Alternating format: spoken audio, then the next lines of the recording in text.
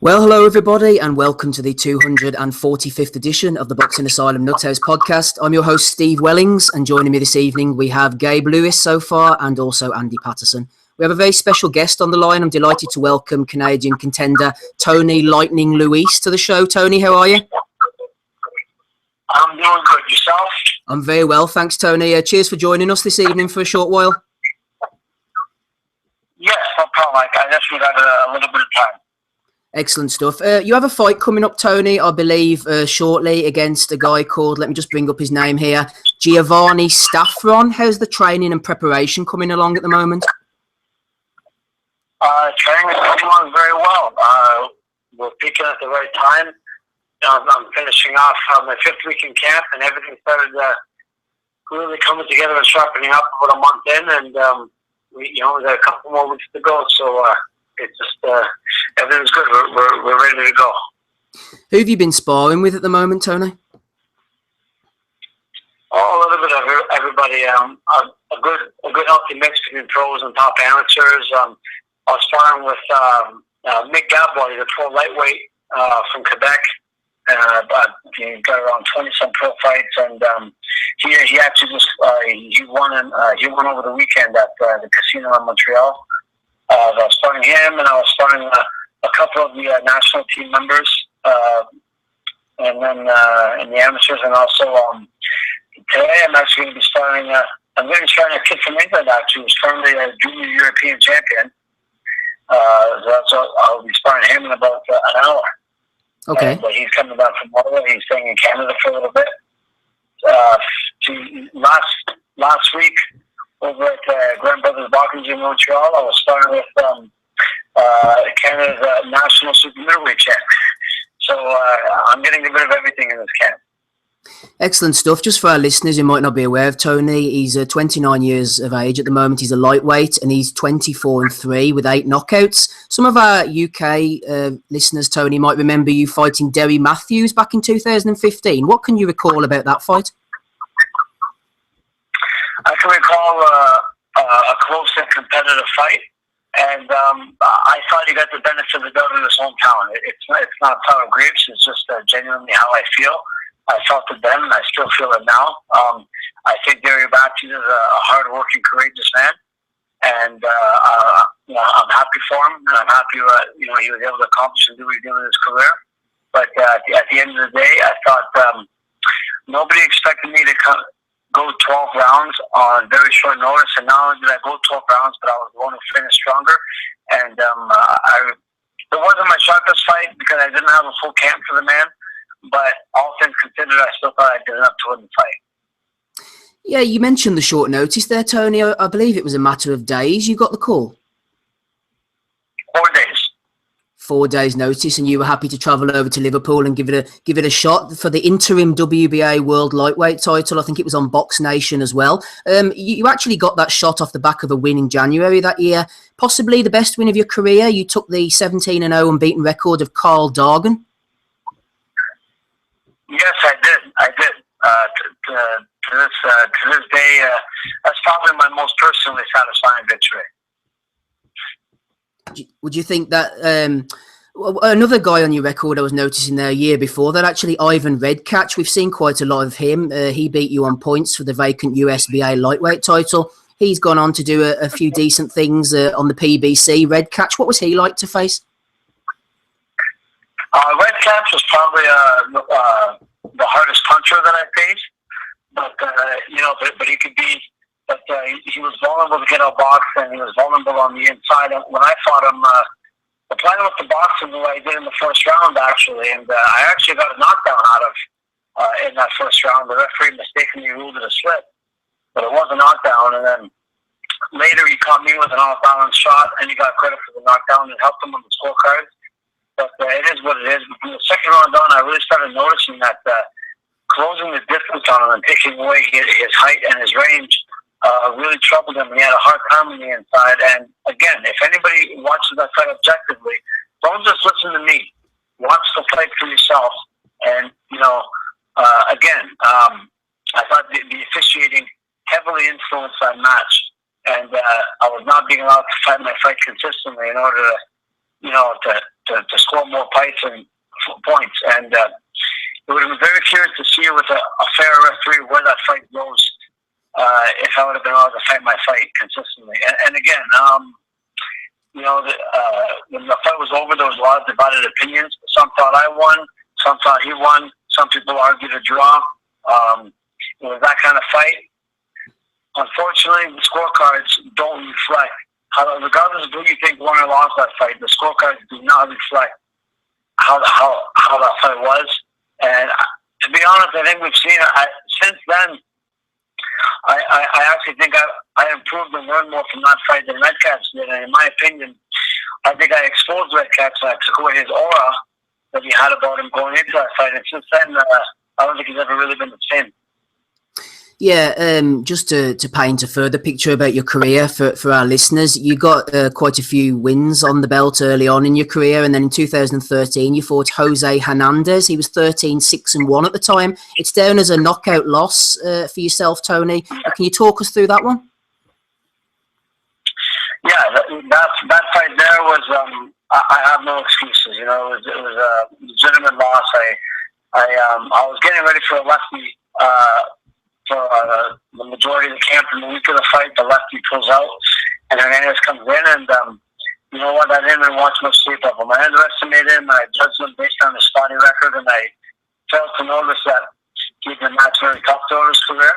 And later, of course, after the fact, I went on to watch his fight with Mickey Bay, and I actually thought he beat Mickey Bay clearly. He knocked him down, and I actually thought he won 6 out of 8 rounds. 6 out of 8 rounds against Mickey Bay, and Mickey Bay got the decision. So this is all stuff that, of course, I ignorantly only watched after I fought him and not before. So at the time, I was a young buck, and I was the hyped up prospect going in, and I poorly studied my opponent, and I underestimated him, and he exposed me to some mistakes that I've been getting worse for a long time, and I learned a hard lesson that night. Yeah, boxing can be a very frustrating business. Obviously, you've mentioned a couple of occasions there about opponents pulling out and people having to come in against you at short notice. You yourself have taken fights at short notice. Can you feel that frustration throughout your career at times about the way it's an unpredictable business? Oh, of course, because fans and media members will always have their opinions, and they only base it on what they see on fight night, and that's not their fault, because that's all they see. They only see the final product. Nobody really sees the leading up to the match. And if anybody that knows boxing knows that training is one in preparation. The fight is one in preparation, I should say. Sorry, the fight is one in preparation. And you see the result on fight night. A lot of people don't get to see those things, and they don't see or hear too much about the behind the scenes and with the business and that other side of the sport. But I mean, it is what it is, and I'm a professional. You take what some people say with a grain of salt, and you just move on. You stay in the gym. You keep learning. You keep improving, and you just keep moving forward. Yeah, I noticed on your record there the fight against Giovanni Staffon is for the WBA NABA lightweight title. One of our panel members, Andy, has put up the WBA rankings here. I noticed you're in at number 12. You're obviously looking to work your way up those particularly sanctioning body rankings. Luke Campbell is quite high up. He fought Jorge Linares recently. I wonder what your opinions were on that fight, if indeed you saw it. I did watch it, and obviously my first priority, God willing that this fight goes well, is to get a shot at Linares. And I watched it. I thought it was a very close, competitive fight. I thought Campbell handled himself very well. But I thought Linares did enough to win. I thought Linares swept the early rounds and knocked out helped on the scorecards. And then towards the midway point of the fight, Linares really fought his way back into the fight and scored well with some body shots. And Linares started fading a little bit, and then towards the end of the fight, I thought Linares sucked it up and found another deer and was able to seal the deal in the scorecards. But I thought it was a very close fight. Excellent stuff. We're not going to keep you for too much longer, Tony, and we do appreciate your time. I'm going to invite the panel in a second in case they have any questions. They can jump in and ask them. In the meantime, what I'd like to ask you is the recent Golovkin against Canelo fight took place, and obviously there was a bit of controversy about the Adelaide Bird scorecard. I'm just wondering about your mindset as a fighter. If you're going into a fight and there's maybe a judge or a referee or an official of some nature who's maybe had a bit of a controversial time of it in the past, do those type of things weigh on your mind at all? They don't weigh on your mind before the fight. I mean, before the fight, I mean, you know, at the level of an event like Canelo Triple G, I'm sure the fighters know who the judges are. Do I think they care? No, I don't really think that's on their mind before the fight. But I mean, obviously, when you leave your heart in that ring, though, and you do everything you got to do to try to get that W, and when a scorecard comes out like that, like the one that LA Bird had, that's demoralizing. I mean, I went through that with Red Catch. You know what I mean? Like, again, whether you think Red Catch won or not, that's up to the people to decide. But you know, one of the judges had him winning 9 out of 10 rounds, and that's just that's disgusting to me. That's disgusting. Yeah. One of our contributors, Gabe Lewis, has thrown in a question for you here, Tony. He was looking at your record and he sees the fact that you've knocked out 8 opponents, and maybe that doesn't denote a really heavy hitting puncher. Does that play a role into the way you approach fights? You know, you would maybe go for a more high activity approach, or, you know, the way you would approach a fight. How does that knockout ratio play? Well, look, all I can say to that is, you know, numbers are numbers. If people are going to base their opinions just off looking at stats, but not actually watching the fight, then you're not fully informed. You know what I mean? But if you take the time, you know, responsible journalism should mean that you actually take the time to watch the fights and not just look at stats. To be fair, so if you're actually going to take the time to watch my fights, I think you'll see that I'm not the biggest knockout puncher. I never claimed I was. I'm not a one-punch knockout artist, but I'm not a pillow puncher either. And if somebody thinks I am a pillow puncher, I dare them to ask Darren Matthews or Carl Dargan if I'm a pillow puncher, and I think they'll give you an opinion. You know? Hey, Tony, that was me that asked that question. Yeah, I'm just going to bring in Gabe here, Tony. He asked the question. Go ahead, Gabe. Hey, Tony, I just wanted to clarify. I mean, we all realize here on this podcast that you're a professional boxer and that you have a certain level of power anyway, just being in the game. Otherwise, you wouldn't be there, period. I mean, there's very few people that punch below average that are in boxing, period. So I don't want you to think that I haven't looked at your fights. You just bring a certain level of activity and style, and you know, there's not a lot of fights that I can digest here in the States. I mean, I saw the Carl Dargan fight. Anything else that I've seen of yours has been from YouTube. And the Darren Matthews fight.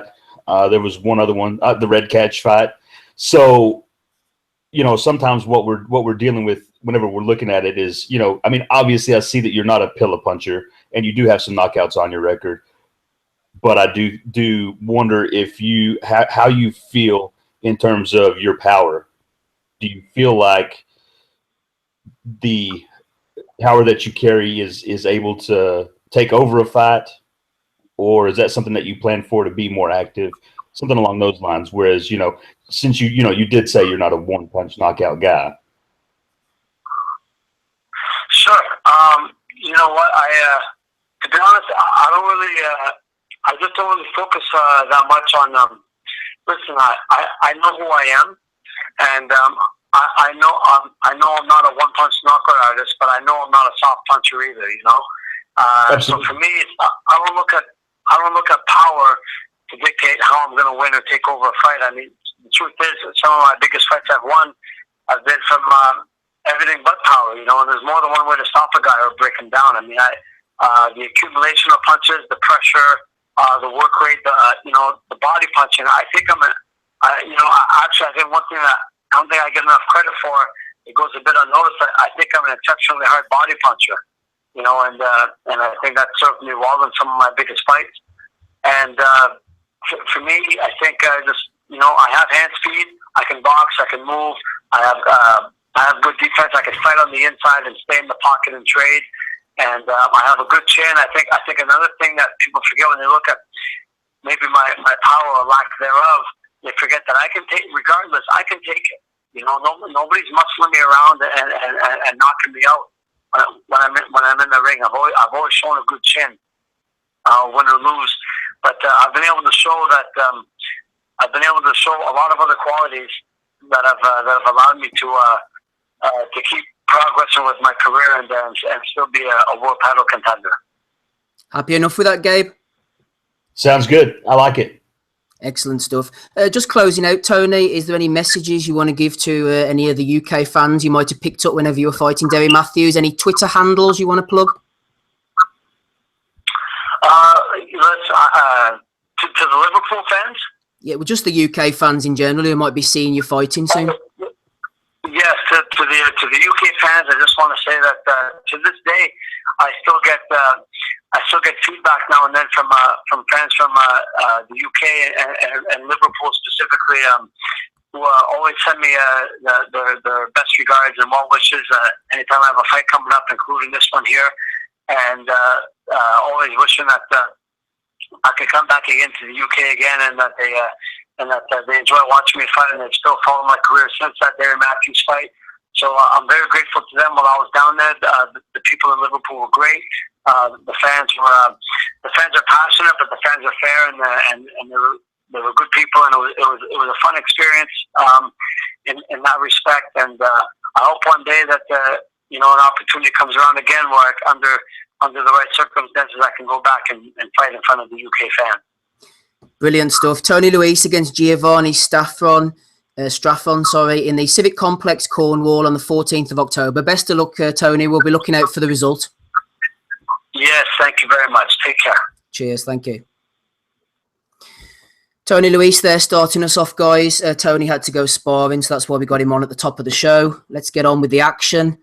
We've heard from Gabe. We've had Rob Kelly jump on since. We'll be getting to him shortly. Andy Patterson, stalwart to the show, is here. Andy, where we're going to start? I think we need to start over in Latvia. Maris Breidis against Mike Perez. Let's have a look at the scores. 116, 110, 114, 112 and 115, 111.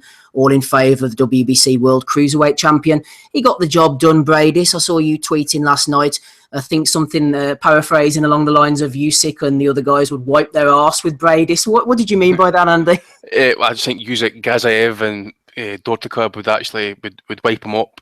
Basically on that performance, I don't know what it was early doors. I think he obviously tried to use a bit of movement and stuff, but I think, Perez was awkward as hell. That was a question I'd asked last week, and I think I said it would go to points, but I didn't know what Perez would have. And, you said as well, as if a fight pushed on a bit late and that, Breidis might take over. I ended up stopped scoring the fight, but after about 4 rounds, it started to kind of take an ugly turn. Just took a wrong direction, that fight altogether. I did think Breidis shipped a few punches. I think Perez might have hurt him a couple of times to the body. He to try to drop the left hand in there a wee bit. I don't know if Breidis maybe struggles with the southpaw, especially with that style of Perez anyway. So, got to get a shout out as well to that referee, Massimo Barrivecchio. I think this guy's got previous for letting fights just wander on and stuff like that. He should have got a grip of that fight pretty early. I didn't think the WBC cut rule was an affected as well, because I know Perez got that cut, and then obviously the point came off Perez. Obviously then Breidis gets done for holding. So I just think the referee should have got involved there far earlier, stamp his authority on the fight and try and get the guys fighting more. I think whenever you seen it, Breidis was trying to kind of lean in with maybe a 2 or 3 punch combination, then he would kind of fall into the clinch. And I think that's how he ended up getting his point deduction. So it wasn't a great fight. I think you did state, Steve, before the fight as well, is that it would, it might be a bit shit, might be a bit of a snoozer. And I'd actually hoped for a wee bit better. I think Breidis was going to kind of basically stamp his authority and stuff like that. But maybe he's got the problems with the southpaws. Who knows? But I think based off that performance and stuff, I've got no reason to doubt that Usyk is going to play with him. It's going to be like a cat against a mouse, basically. I don't know if he'll stop him. I think Usyk will kind of win it wide on points. It'll give him problems with the lateral movement. Obviously, him being a southpaw as well, and he's been a far more polished and active boxer at cruiserweight than what Perez has been. So I thought the scores were probably fair enough. As I say, at some point, I think it was about 8th or 9th, I think I tweeted out and says it was close on the cards, but I did think either close or Breidis is going to shade it. And a shout out to the Latvians as well. It seems that they may have almost filled out that arena last night. It was a good atmosphere. It's just a shame that the performance wasn't kind of seem to match as well for their passion for it. So yeah, it says poorish fight. It was okay in spots, I suppose, but as it went on, it got kind of tedious and stuff. So I'm not kind of watching that back in a hurry. No, I don't blame you, Andy. Shout out to ITV pay-per-view. It was a really nice, crisp feed, I suppose, on the telly that I was watching. Rob Kelly, Dave Wilson has made his feelings known. He says, what an absolute pile of shit that was last night. Horrible stuff from Breidis. I've not seen that much clinching since Vlad versus Povetkin. He stank the place out, and that Italian referee was just as bad. I actually felt sorry for Perez in there. I can't disagree with any of Dave's assertions there, Rob, to be honest with you, because it was definitely Breidis who was initiating the clinches, and the referee, we knew what he was going to do because he's not great. Oh, it was a horrendous fight. I was watching it on a stream on Facebook, and it was upside down, and then you hit me with the crisp stream, and then it was never better when it was upside down. It was terrible. No, I like Perez, like, you know, being Irish and all that. I like that he's based here, and I've seen him fight a couple of times, so I was rooting for him. But Breidis, you'd have to say, with a kind of a workman-like performance to get the win. He had some success with the uppercut, but Perez was definitely causing him problems in what was a terrible clash of styles for everybody there. I kind of feel the same as Andy. They put on such an event, like you'd swear it was like Vladimir in Germany, the way the lights and all that. It looked great, and then the fight was actually a huge letdown. I thought it was maybe a little bit wider on the cards. You'd expect that maybe, but probably the right guy won. I don't think there's any case for Perez winning a fight, but he looked okay at cruiserweight. He'd probably give some of the other guys a good fight, but yeah, I'd expect Usyk and Gassiev to stop Breidis even. I think Breidis is there to be hit, you know. I think he's there to be hit. I think Perez was catching him a little bit last night. And Perez does punch hard, but I think maybe Usyk might punch a little bit harder at cruiserweight, so we'll see. I think it is, Rob. I don't think Breidis has got much of an inside game, mate, has he? No. He likes it at mid-distance. Yeah, definitely not. Definitely not. He looked uncomfortable on the back foot and up against the ropes. He looked really uncomfortable. So Perez, I thought, looked comfortable in there. I didn't think he looked in any great danger. There was once or twice he maybe got caught with some stuff, but he's obviously not what he was. I think that's the question that's been answered about Perez as well. Like, he's not, ever since that fight, it's been a downward slide for him. So we'll see what he has. There's probably fights out there for him at cruiser, but in the Super Series rolls on without him. So I thought Breidis was looking for that right uppercut, and that. See the one he knocked out Manuel Chara with, and that he was looking for that quite a fair bit last night. Yeah, he had some success with it too, but it wasn't doing the job. Like, was it? No. Perez head movement is really good though too. He's got an awkward style. Like, he's got to be difficult to fight against. You know what I mean? Early on, I thought Rob Perez's hand speed was giving Breidis a bit of trouble, and Breidis hasn't got the quickest of feet. He was moving backwards in straight lines to try and get out the way, but he wasn't quite quick enough, and it was just what we expected. Perez, he looked like a guy who had fought for 40 seconds in the last 18 months to 2 years, and I didn't think he gassed completely as the fight went on, but the referee, Rob, did throw him out of his rhythm.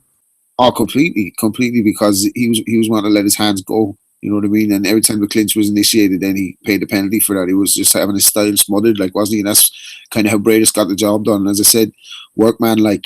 And, you know, you mentioned about his defense. His head movement is not there either. When you said he goes back in a straight line, you can see his head getting snapped back. So I think Usyk's going to be able to find him. You know, I think he could cause him some problems. Donny Baseballs jumped on the line as expected. Donny, did you see the Breidis-Perez fight? If so, what did you make of it? Yeah, boy, it was a bit of a snoozer. I was hoping for something a little bit more exciting. I was thinking also that, you know, being that Perez had fought at heavyweight and was dropping down to cruiserweight, that potentially the power would sort of carry down, if you will, and then sort of be more, you know, exponentially more powerful, right? Because he's fighting with smaller guys. That didn't really seem to be the case. Either that or just Breidis has a very good chin.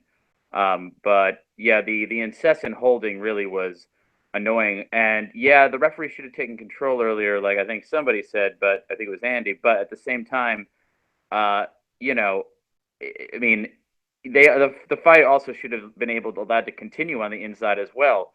And you know, you could say, well, Breidis held a lot, and there were times actually where Perez actually held too. But it's like, you know, a clinch has to be somewhat at least accepted by the other fighter.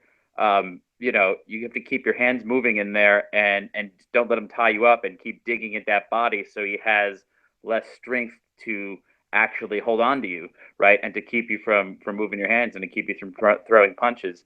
And in the past, Perez has exhibited more of an inside game, but it seemed last night that he was rather accepting. I mean, he complained to the referee, but he seemed to be accepting those clinches from Breidis. And so he has a lot of skills. He forced Breidis to miss with a lot of his punches. And there were times where I noticed him, bobbing and weaving and making Breidis miss about 3 or 4 consecutive punches, but he wasn't punching back enough and capitalizing on those opportunities from the missed punches that Breidis was throwing when he was leading himself out of position. I'm not going to say he didn't fight with heart, but I just felt like that there should have been more of a sense of urgency. I mean, this is a tournament, and the winner of this tournament is going to be the unified cruiserweight champion, and is going to make a lot of money. And I would have thought that he would have seemingly just seemed like he was more into the fight, I guess, than he looked last night. And I regret now picking Breidis to win this tournament because he looked kind of crappy last night. I understand Perez is a somewhat skilled defensively and can make you look bad, but too late now, Donny. Yeah, too late now. I did pick it, but if I could change, I would move to the KO doctor. Fucking casual. Yeah. Well, I know Usyk is probably the favorite, but I don't know. I'm just not a big fan of him. So maybe my head would say Usyk, but my heart would go with Dodikos. I definitely became a big fan of his last week after that big knockout. So I'm hoping it'll be him. But yeah, Breidis did not look that good last night, and maybe some of that is down to Perez and his awkward style, and he is defensively pretty good. He can make him miss a lot, and he's got some good head movement. But it just in general, though, I just don't see how Breidis beats Usyk, or for that matter, Dodikos either. I think, Donny, it would be Usyk's ability to throw a lot of punches. You can imagine him reading off those 4, 5, 6 punch combinations, just constant activity, and Breidis just wouldn't be able to get out the way, I don't think, round after round. I don't think so. I think you're spot on. Yep. Right. Gabe, Breidis against Perez. Just before we go into that fight, actually, Gabe, we had a question coming from the box bet Beast, just as we were about to go live. He said, who is the most disappointing pro career of Cubans ever to turn pro? And I was thinking myself, Gabe, Odlania Solis has to get my vote. And do you remember Jorge Luis Gonzalez, who fought Riddick Bowe? Was it Riddick Bowe? I think it was, wasn't it, back in the day? I don't really recall that one. Mine was the same as yours right off the bat. I mean, that's probably a little bit more recent. I don't know. I was kind of trying to think of some other ones, but Odlanier Solis is one of them. I never imagined that guy would be as big a waste as he was. I mean, Jesus Christ. I was going big for him, I was thinking this was going to be one of the guys that I was really going to get to follow and see some great things out of. And then he just ate himself to death and just faded away into obscurity. I think that to me is one of the most disappointing, but I think that's more because it's one that I was around to see more of, if that makes any sense. That was a good call. Yeah, I don't know of any of the other Cuban fighters that have come over. Well, I'll throw in a couple, and whenever Gary Hyde signed up, Mike Perez, he also signed up a couple of other Cubans, Alexi Acosta, who I think eventually was campaigning as Alexi Collado, but particularly there was a super middleweight called Luis Garcia. I know I've told this story on the pod before, Gabe, but I think Tris Dixon, who was editor of the Boxing News or assistant editor at the time, saw him spar with the late Darren Sutherland down in London, and he went out and put like a tenner on Garcia to win a world title straight after. And I remember seeing this guy. He was a hot and cold guy, Gabe. Rob Kelly, you maybe remember him, but he was, boy, was he talented. And he just went to America and didn't fight and got fat. And so Perez did the best out of the three. And obviously Gary Hyde had Guillermo Rigondeaux as well at one point. But I want to add Luis Garcia, Gabe, before we go back to Perez Breidis. Tell me about that one last night from your perspective. Yeah, sure thing. Man, I've been really pumped about this, about the World Boxing Super Series, particularly the cruiserweights. And I think we've talked before about some of our favorite fights, and some of the favorite fights that I've of me personally that I've got to see were from cruiserweight fights. I am a huge fan of Dwight Kawhi. I mean, he's definitely one of my favorite fighters of all time, and he spent time at cruiserweight, and then he had his classic fight there. And so really I'm getting pumped up for it, and maybe because it's something that I kind of have a personal thing for, it was a little bit of a letdown last night. I think probably most people felt a little bit let down, especially coming off that huge win by the KO doctor. So we were kind of expecting, or maybe hoping to see a little bit more drama or excitement, and it just didn't pull through. Post fight, I thought it was interesting that Mike Perez said that he couldn't punch, and I think that was kind of what I saw throughout the fight. It just looked like he really couldn't get off like he wanted to, and to me, it made the fight long and laboring for him. The clinching was ridiculous, but it's one of those things where I don't like it. I think they need to be penalized. I think they need to knock that stuff off in the referee. But on the other hand, I do feel like if you're in a fight like that, you need to have been prepared for that and to find a way out of it, if that makes sense. Nobody goes into a fight wanting it to be a clinch fest unless you're the guy that's planning on doing it, like a Vlad Klitschko, somebody that's a part of your game and that's who you are. So I think it was it flipped the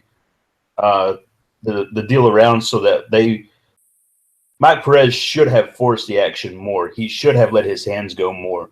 But I think the inactivity was a big factor in why he didn't. And I think that caused him to fight last night. The scores, there was one card that was a little bit close. I didn't really think it was particularly too close. I didn't enjoy it, and that's kind of off for me because I think I've enjoyed all the Mike Perez fights I've seen, which, was a little bit, I was like, well, maybe he'll come back. Maybe he'll go again. I mean, the guy was fighting at heavyweight. Now he's down to cruiserweight. He looks sharp. His legs look like tree trunks. Did you guys see his calves last night? Yeah. I mean, the guy's got huge legs. So I really thought he'd bring a little bit more power to the game, but I don't really think to me, it never really looked like he got a solid punch off. He always just seemed to half step behind everything that was going on, and the punches he was landing weren't really having much impact. So it was just not a great fight all the way around, but definitely not one of the biggest piles of shit I've ever seen kind of thing. I think, Gabe, just before we move on, Andy made a good point about Breidis not having an inside game, which resulted in every time they got up close, he just hooked his left arm around Perez's head, didn't he, and just dragged him in. Gabe agrees. Right, yeah. I was going to say, yeah, I think that's true. I mean, he didn't, he's one of those guys that likes it on the outside, so as soon as somebody gets on the inside, he's going to be ended. And I don't think he's going to get past Usyk, but if he does, then the KO doctor will, end it all. So it doesn't really matter at this point. The guy's not going to win the tournament, and if he does, then I'm going to be the most shocked person on the face of the planet, but I don't know. Andy, obviously shortly I want you to have a word about our friend Mr. Pudasov, who was on the undercard, but before we do, second question from the BoxBet Beast. He's talking about Cuban heavyweights. We've mentioned a few already. Solis, Perez, obviously last night, who's now a cruiserweight, Jorge Luis Gonzalez, the former Riddick Bowe opponent. He's asking about Teofilo Stevenson and Felix Savon, bit of a wide-ranging question, Andy, about what they would have done if they'd turned pro. I'm not really too averse on the career of Stevenson myself, to be honest, but regarding Savon, I know that he was being lined up at one point to maybe fight Mike Tyson, and I remember he in the amateurs, he beat the likes of Ibragimov, who was around at the time, Shannon Briggs, Lamont Brewster, Krasniqi, so that maybe gives us some kind of a gauge as the heavyweights he was beating as an amateur and what he probably would have done as a pro. Yeah, I need to dig up Stevenson, Savon's file again, but I remember when I was talking to Bryn actually about Teofilo Stevenson, I think he'd fought Dwayne Bobbick. Michael Dokes, I think, was another one. I know they won the great heavyweights. And who was the Italian? Remember the Italian guy? He became a WBO champ. Damiani. Was it Damiani? That's the one. Was it Francesco or something like that? The fake world champion. Nah, that was a kind of fourth tier title in that. I think maybe Tyrell Biggs was in there as well. But obviously there was a time when Stevenson was offered, I think it was $5 million to fight Ali or whatever it was. But I don't know if how they would really have fared over here. I mean, I remember, okay, I'll mention his name, Seb. I remember Seb always going on about, some of saying the Cubans were vastly overrated in a kind of professional sense and stuff, So he actually believed that Stevenson and Savon would have been wiped out if they got him with likes of Ali or Tyson to that effect. But when you're talking about like some wasted Cubans and that, I know he's not a heavyweight, but I think Rigondeaux's careers are an absolute waste. It really has been. I mean, he's sat on the shelf for that long. He's allowed these people to dictate to him. He just hasn't stepped it up when he really had to step it up to kind of really look good for the TV audience and stuff. And now he's had to kind of basically bend over, take the lubrication, and say to himself, okay, I'll move up 2 weight divisions to get shagged up the arse. So you've got to give him a shout out as well. I just want to mention that Rigondeaux put a post on Instagram today in support of Luis Ortiz, since his heart is good and to know that he's a good person. So the two boys obviously go way back to when they first made their Holy Communion together in 1912 in Cuba. So solidarity there for the Cuban brothers. Sure, his heart is good. The blood must be pumping through that body, all the peds he's putting into it. Well, I was going to say, you've also got other Savon and stuff, mate. He's fighting kind of semi-professional at the minute. They call him beat AJ at the Olympics. Was it Erislandy Savon? Yes. He's doing no bad now. He's fighting WSB. I think they lost the final though to Kazakhstan. I think a couple of months back even. I don't suppose we'll ever see any of those boys turn over. I think that's the main reason why they're not getting so many defections nowadays, because they're getting to go to these international tournaments and there seems to be a wee bit of money getting changed hands as well. So. And I think Stevenson, Andy, just before we move on, just put it into context, he got offered like $5 million, you said, to fight Ali. He went back to Cuba and didn't he get given a bicycle or something from Castro? It was one of these old-fashioned cars or whatever it is that Brun says it's now sat in his driveway, some sort of kind of known, well, supposed middle-class suburban area, Cuba. Again, he knocked back $5 million, and in the end, he died, being an alcoholic and a chain smoker. That's right. Yes, Savon, he's going into Lomachenko sort of status with his amateur record, guys. Just got it up here. 3-time Olympic champion, 6-time world champion, 3-time Pan American champion, 4-time Central and Caribbean champion. That's the type of thing you're looking at, the type of records with Mr. Savon. Just short of those records, Mr. Ozzie Smith has jumped on the line with us. Always good to hear from Ozzie. We're talking about wasted Cuban talents, Ozzie. Maybe some people are putting Mike Perez into that category. It certainly didn't go well for him last night in Latvia anyway. What's your take? No, but then again, I don't know why anybody's surprised. He went into that fight off the back of an not so outstanding victory over, a 10-0 plummet. And then he worms his way into the WSB. A great physique doesn't necessarily mean you're going to be a brilliant boxer, and to be honest, I thought the fight was pretty poor and it highlighted some weaknesses in Breidis, but I don't really know with Perez. Like you said, it's the Cuban attitude. Is it not very active? I mean, what about Adlania Solis? Just balloons up. But yeah, the result never surprised me. And I'm not sure if you mentioned it, but I think Usyk will do a real good job on Breidis in the semi-final. Certainly. Andy, quick word on the undercard. I mean, Glavasi against Leonardo Damian Brusese wasn't great. The undercards aren't brilliant, Andy, but I don't mind because I'm happy enough with the main events. Quick word for Mr. Podusov's 12-10-1, a former podcast interviewee, I believe. He was on back in my day when I was hosting and stuff. He stayed in Scotland for a wee bit. I think he trained over in Fife. Had a number of fights, I think, about Glasgow area. He'd been doing in England and that as well, London and Sheffield, places like that. Then he went back home. I think he's had like 5 or 6 fights since then. So the first time I've actually kind of seen him, I think it's the first time I've seen him on TV, I think I can recall anyway. I don't know if it maybe some of the other British fights that I can recall it was maybe been on TV, but good to see him get the win. Okay, it was only a 6-rounder against some Georgian, you know what the Georgians can be like. But it was good to see him get a win. But as you say, these undercards, that's 3 shows. Is that right now? 3 shows now. Yep. None of them have been really all that good. I mean, there's Zambano Love got iced in 1 round there last night off the Croatian heavyweight. I think he might have been fighting out at WSB as well. I think he'd won an Olympic medal, might have been silver or bronze. Filip Orgovic and Golaki. I wasn't really expecting much for his opponent at all. I mean, I think he's one of the stand-ins in case there's an injury or whatever. So there's really no much point putting that guy in like a beast or a killer on that he's going to kind of get fucking taken out of the running possibly as a stand-in. I did notice the Norwegian is actually as well. I had hoped to see his fight. Tim Robin Lewig, he got knocked out or got stopped in 8 rounds. So he put up his best anyway against Arthur Abraham a couple of years back. But I see he's picked up now. He's 4th defeat. I think it was quite wide on points against Sergei Gurikov. So. I don't know what he's going to do now. I suppose he'll be back on filling undercards up, I suppose. Yeah, that's Latvia done, guys. If you're late joining us, we have Donny on the call, Andy, Gabe, Ozzy and Rob. We were talking to Canadian lightweight contender Tony Luis at the top of the show. We also have a second guest joining us in and around 9 o'clock, so keep an ear out for that. He's an undefeated prospect on the way up.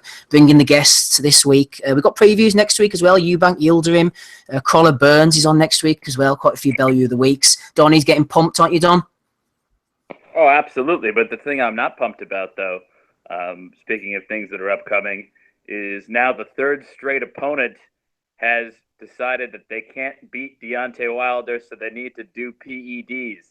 How fucked up is that? I'm just so... Get out of here with that nonsense. I mean, you know what? People can say whatever they want about Wilder or the level of his talent or whatever, but how can you even bother to tell, like, if the guy's grown, changed, or whatnot, if he does anything better, if we can't see him in a decent fight? I just hope that they can get Dillian White in there as a last. Fuck no.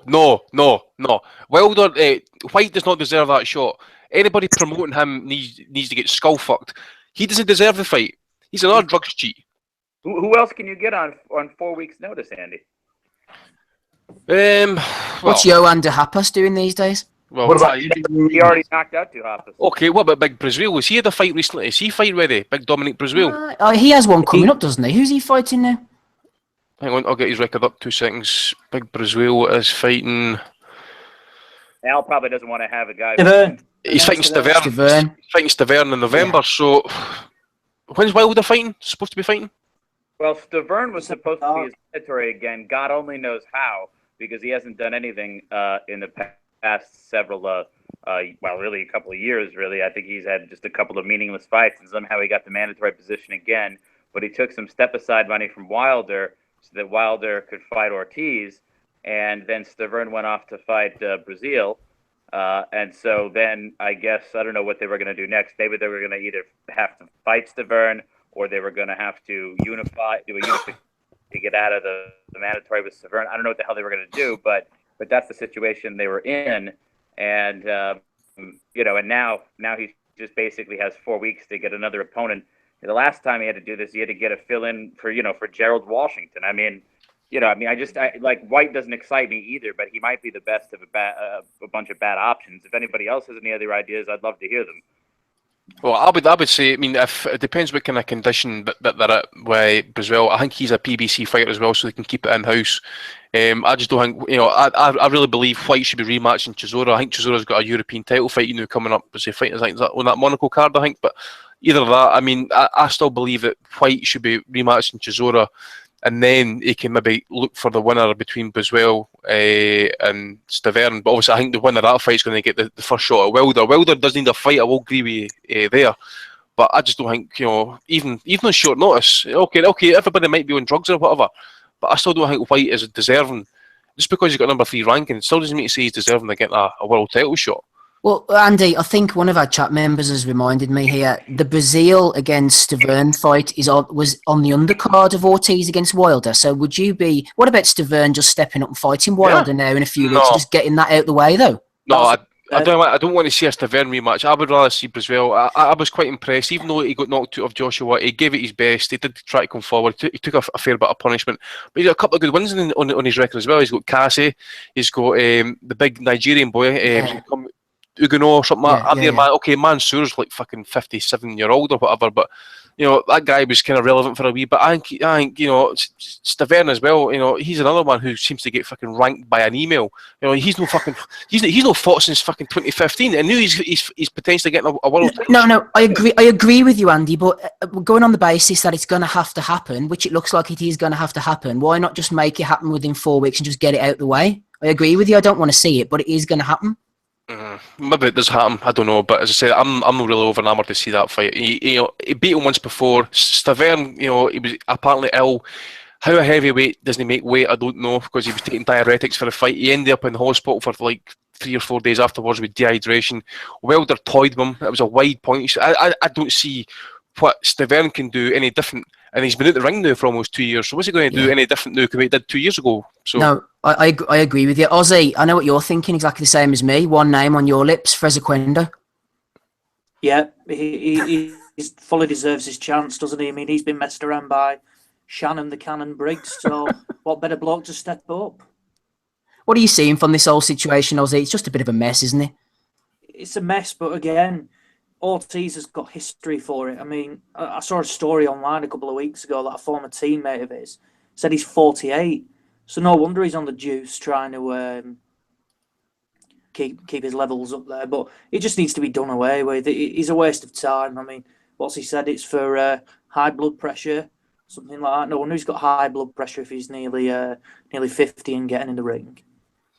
it's bloody frustrating, isn't it? Because, you know, people remember me melting down when the Povetkin fight got called off and that, because we did think, well, that was going to be a legit test at that point, because Povetkin was looking amazing, best that he's ever looked in his career.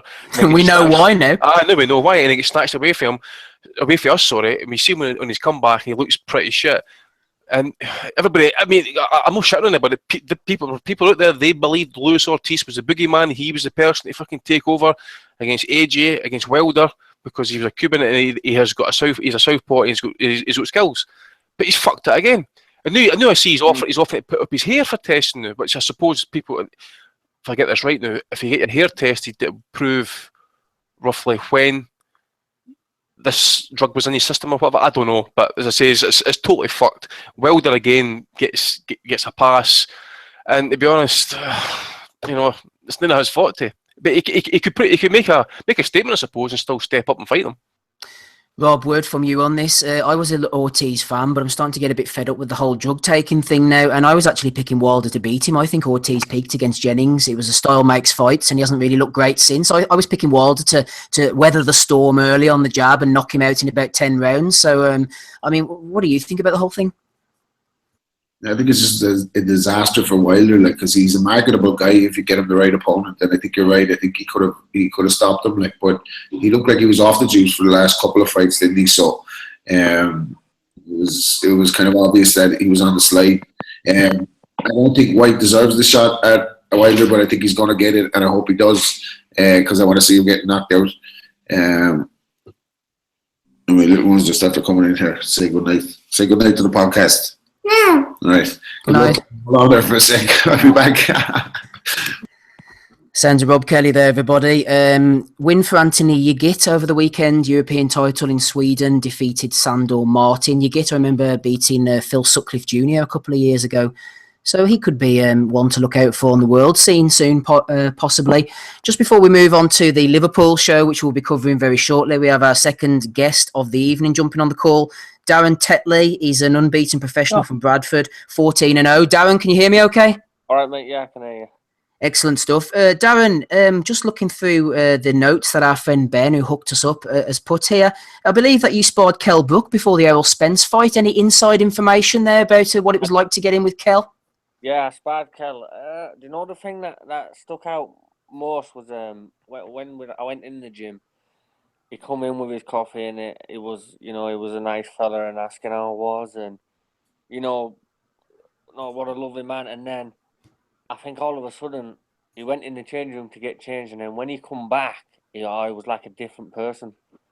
You know, staring me out when I was getting my gloves on, and I think as far as inside information goes, I didn't really get any. I didn't do bad with him. I held my own for the level he's at. But I definitely didn't think the fight was going to go how it went. Yeah, the fight against Spence. Obviously, you're a southpaw, Darren. So just to clarify, you were brought in for that specialist southpaw sparring. Yeah. They brought me in. They asked if I was available, to mimic the southpaw stance that Spence had. I think I done 6 with him, six rounds with him. And I mean, the thing is, the power everyone speaks about, it, unless it was with bigger gloves, it wasn't as devastating as I thought it was going to be. But the thing that shocked me with him was his accuracy. He's very accurate with what he throws. Just looking at your next fight there, you're coming up on the Warrington Salan undercard in October. That's on the 21st of October. Any word on an opponent yet that you know of? Yeah, I'm fighting Rob Hunt. I think he's from Midlands area. Yeah, from Stafford, I think, isn't he? Yeah, I think that's the one. I think he's won 25 and lost 5, something like that. And that'll be a bit of a step up. I'm just looking through your record there. You've got the usual suspects on, the likes of Kevin McCauley, Jason Nesbitt, Arvidas Trisno, Fons Alexander, who's a little bit better than your average journeyman. Casey Blair is from over here in Northern Ireland. Luke Kelleher. So Hunt will be a step up of sorts, something different for you. Yeah, there's no denying it. I mean, if you look at my record, I mean, I fought a couple of people with winning records. In my second fight, I fought mine. And I think it was my 5th or 6th fight. I fought a 2-0 kid, who's now gone on to sort of the losing record. So I mean, there's no doubt about that. It's a big step up for me, and I think it's what I need, because my last few fights, I haven't been getting up for them as much as what I should be, and if I want to go on to do good things in the sport, then I've got to beat people like Rob Hunt, and I've got to beat them well.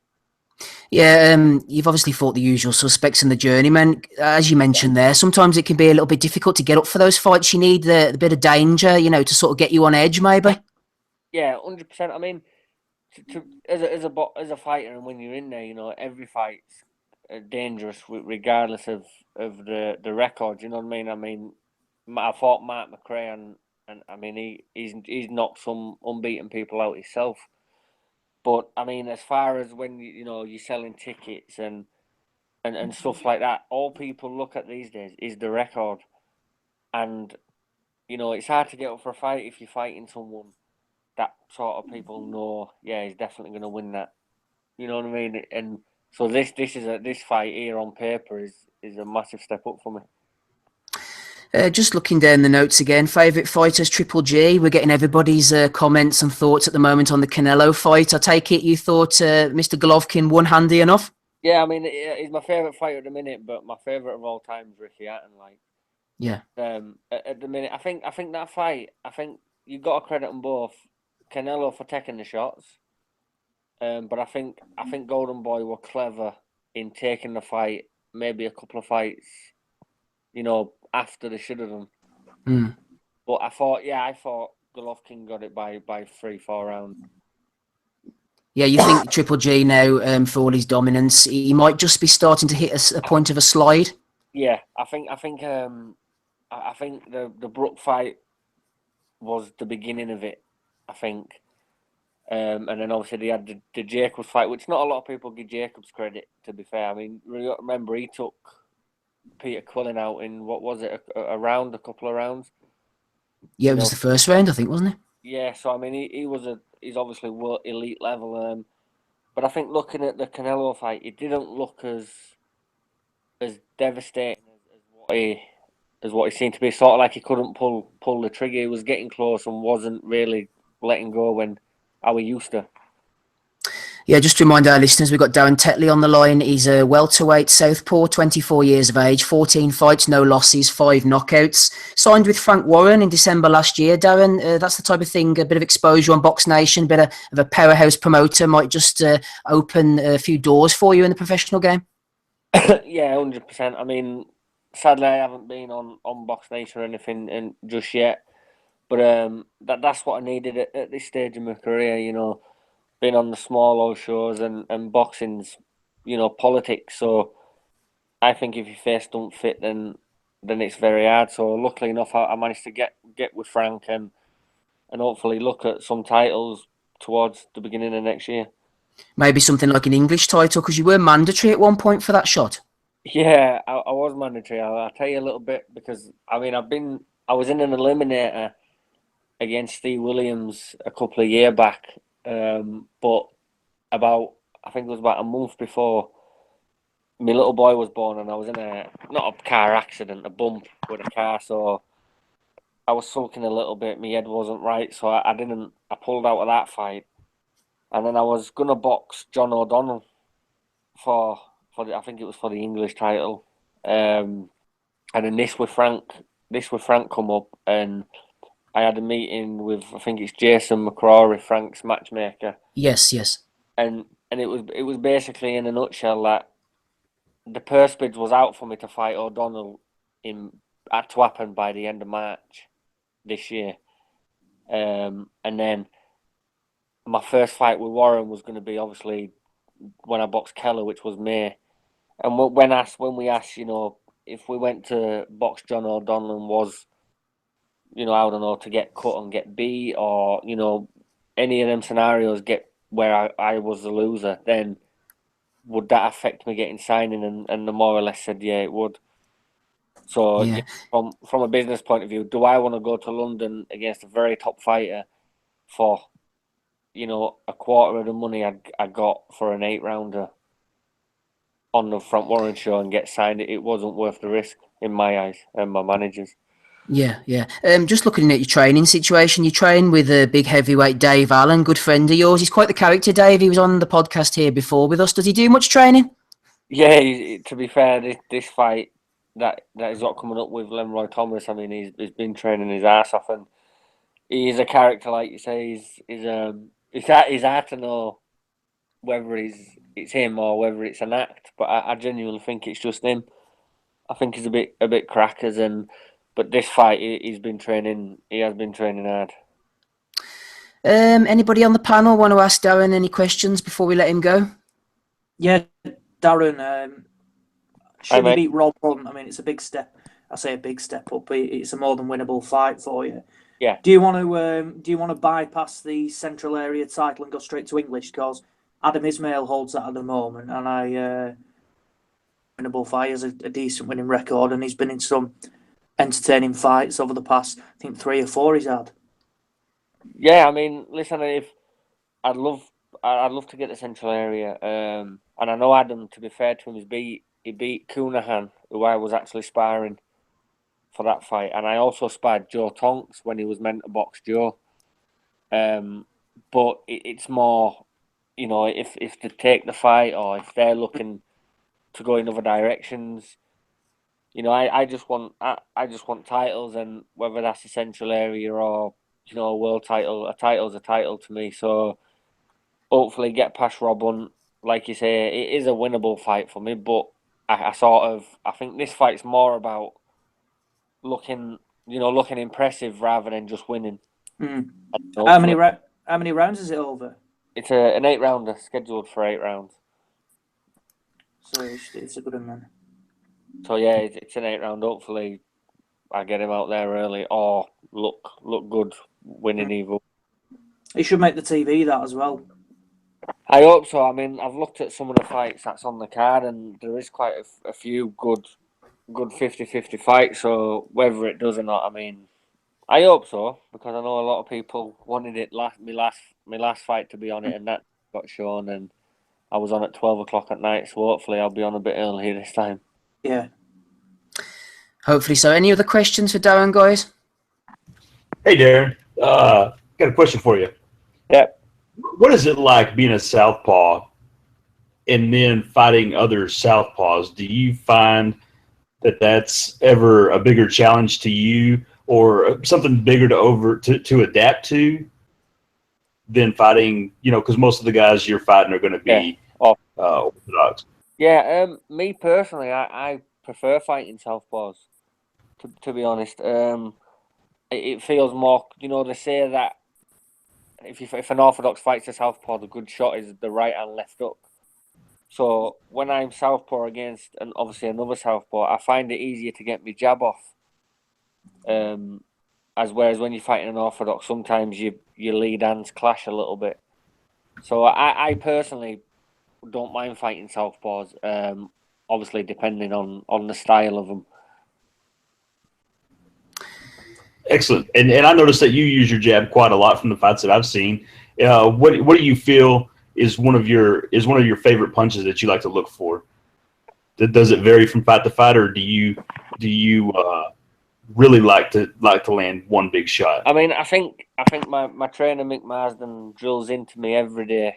Get the jab going. Everything comes off the jab, and I think when I do throw the jab right, it's a massive, tool that I've got in me. And I mean, as far as the one shot, I was never blessed with the one punch power, unfortunately. However, I wish I was. So I think with me, it's more accumulation of shots. I mean, I hit hard enough to not let people stand there and let me hit them all day. But I think the thing with me is accuracy. I think my shots are fairly accurate when I do let them go. So accumulation. Yeah, absolutely. I noticed that you've looked like you like going down to the body too, which, being the fights that I've seen, you look like you're usually the taller guy between yourself and your opponent. Yeah. And I love watching you go down to the body. Yeah, I love body shots. I mean, I don't like getting hit with them. It's a lot nicer. It's a lot nicer when you're hitting them rather than when you're getting hit back. But I think people look at me and they sort of think, he's gonna move around, which I do. I can box on the back foot, but I think then when they're in there with me and they see that I'm not actually as skinny as what they may think at first. Once the body shots start letting go, then I think then they realise that I'm not just even though I've only got 5 stoppages, I think they realise I hit a little bit harder than that. Excellent stuff. Yeah, thanks. absolutely. Yeah, thanks, Gabe, for jumping in as well with the question there. Any other questions, guys? Don't think so. Final one for me, Darren. Obviously, you're not really a fledgling pro, but a lot of your good work will have come in the gym. I was just wondering who the best person is you've sparred with. We mentioned Kell Brook at the top of the hour there, but who's the best person you sparred with, and what was so difficult to cope with that they did in there? The best person I sparred, I mean, I've genuinely sparred a lot of, like you say, Kell Brook, and I think I sparred, and I mean, you guys on the channel here will know him, David Avanesian. Yes. He fought Shane Mosley, I think, didn't he? Yep, that's one, yeah, and then Lamont Peterson. I did spar him. And again, he's very accurate, but very heavy-handed. And he switches, but when he switches, it's just like you sort of don't realise until he's hit you with a shot from an awkward angle. Yeah, I think he has some kind of link up. He maybe fought in Blackpool, or he's managed by somebody in the north, I think, isn't he? Neil Marsh, I think. Right. I think manages him, and Carl Greaves. Yeah. Ranging them. I mean, I'll probably get off the call and think of about 10 other people that I've sparred. I mean, Tommy Coyle, he's as tough as they come. And then Tyrone Nurse as well. Tricky, is he, Nurse, yeah? Nurse is very, very... I mean, if I've sparred him a few times for the fight against Catterall, and coming up to the fight against Catterall, and I think if you let him get in a rhythm, which one of the spars I let him get in a rhythm, I done 10 rounds with him, and it takes you 6 rounds to try and get him out of it. He's very technically good, yeah. Mm-hmm. Brilliant, that's great. Thanks for joining us, Darren. Are there any Twitter profile you want to give us before you leave? Yeah, give the follow on Twitter. It's at Darren Tetley Boxing, and I've got a Facebook page, just Darren Tetley Boxer. Give us a follow on there as well, and I'm on Twitter more. My mum controls the Facebook one, but if anyone, follow me on Twitter and ask away, and I'll always try to reply back to you. Great stuff. And as your career progresses, obviously towards British title and maybe beyond, we'll hopefully get you back on. You're welcome anytime. 100%. Yeah, I enjoyed it. Thank you. Cheers, Darren. See you later, guys. Thank you. Bye. Darren Tetley there, unbeaten professional from Bradford. Thanks for Ben for setting that up. Guru, before we go on to Liverpool, do you want to give us your thoughts on Breidis against Perez? We've all weighed in. You think Perez was robbed? No, he wasn't robbed. Breidis won that fight. I thought he won it with a few rounds. I didn't actually score it. I wasn't keeping score. I thought he won the fight. I thought he made the fight. Perez negative, really negative as usual. I thought Breidis was holding quite a lot, but I thought he was the one that was trying to force the fight. He landed the better shots. I thought he won it. Looked like a good atmosphere, Tommy, the type that you'd be getting down in. That looked really good in Latvia. That looked good last night. I think the arena was cracking. I'm going to go to the semi-final match against Usyk. We'll put somewhere nice like that. Somewhere like maybe the Ukraine or Latvia or something. I hope it's in Germany. I think it will be in Germany. Aye.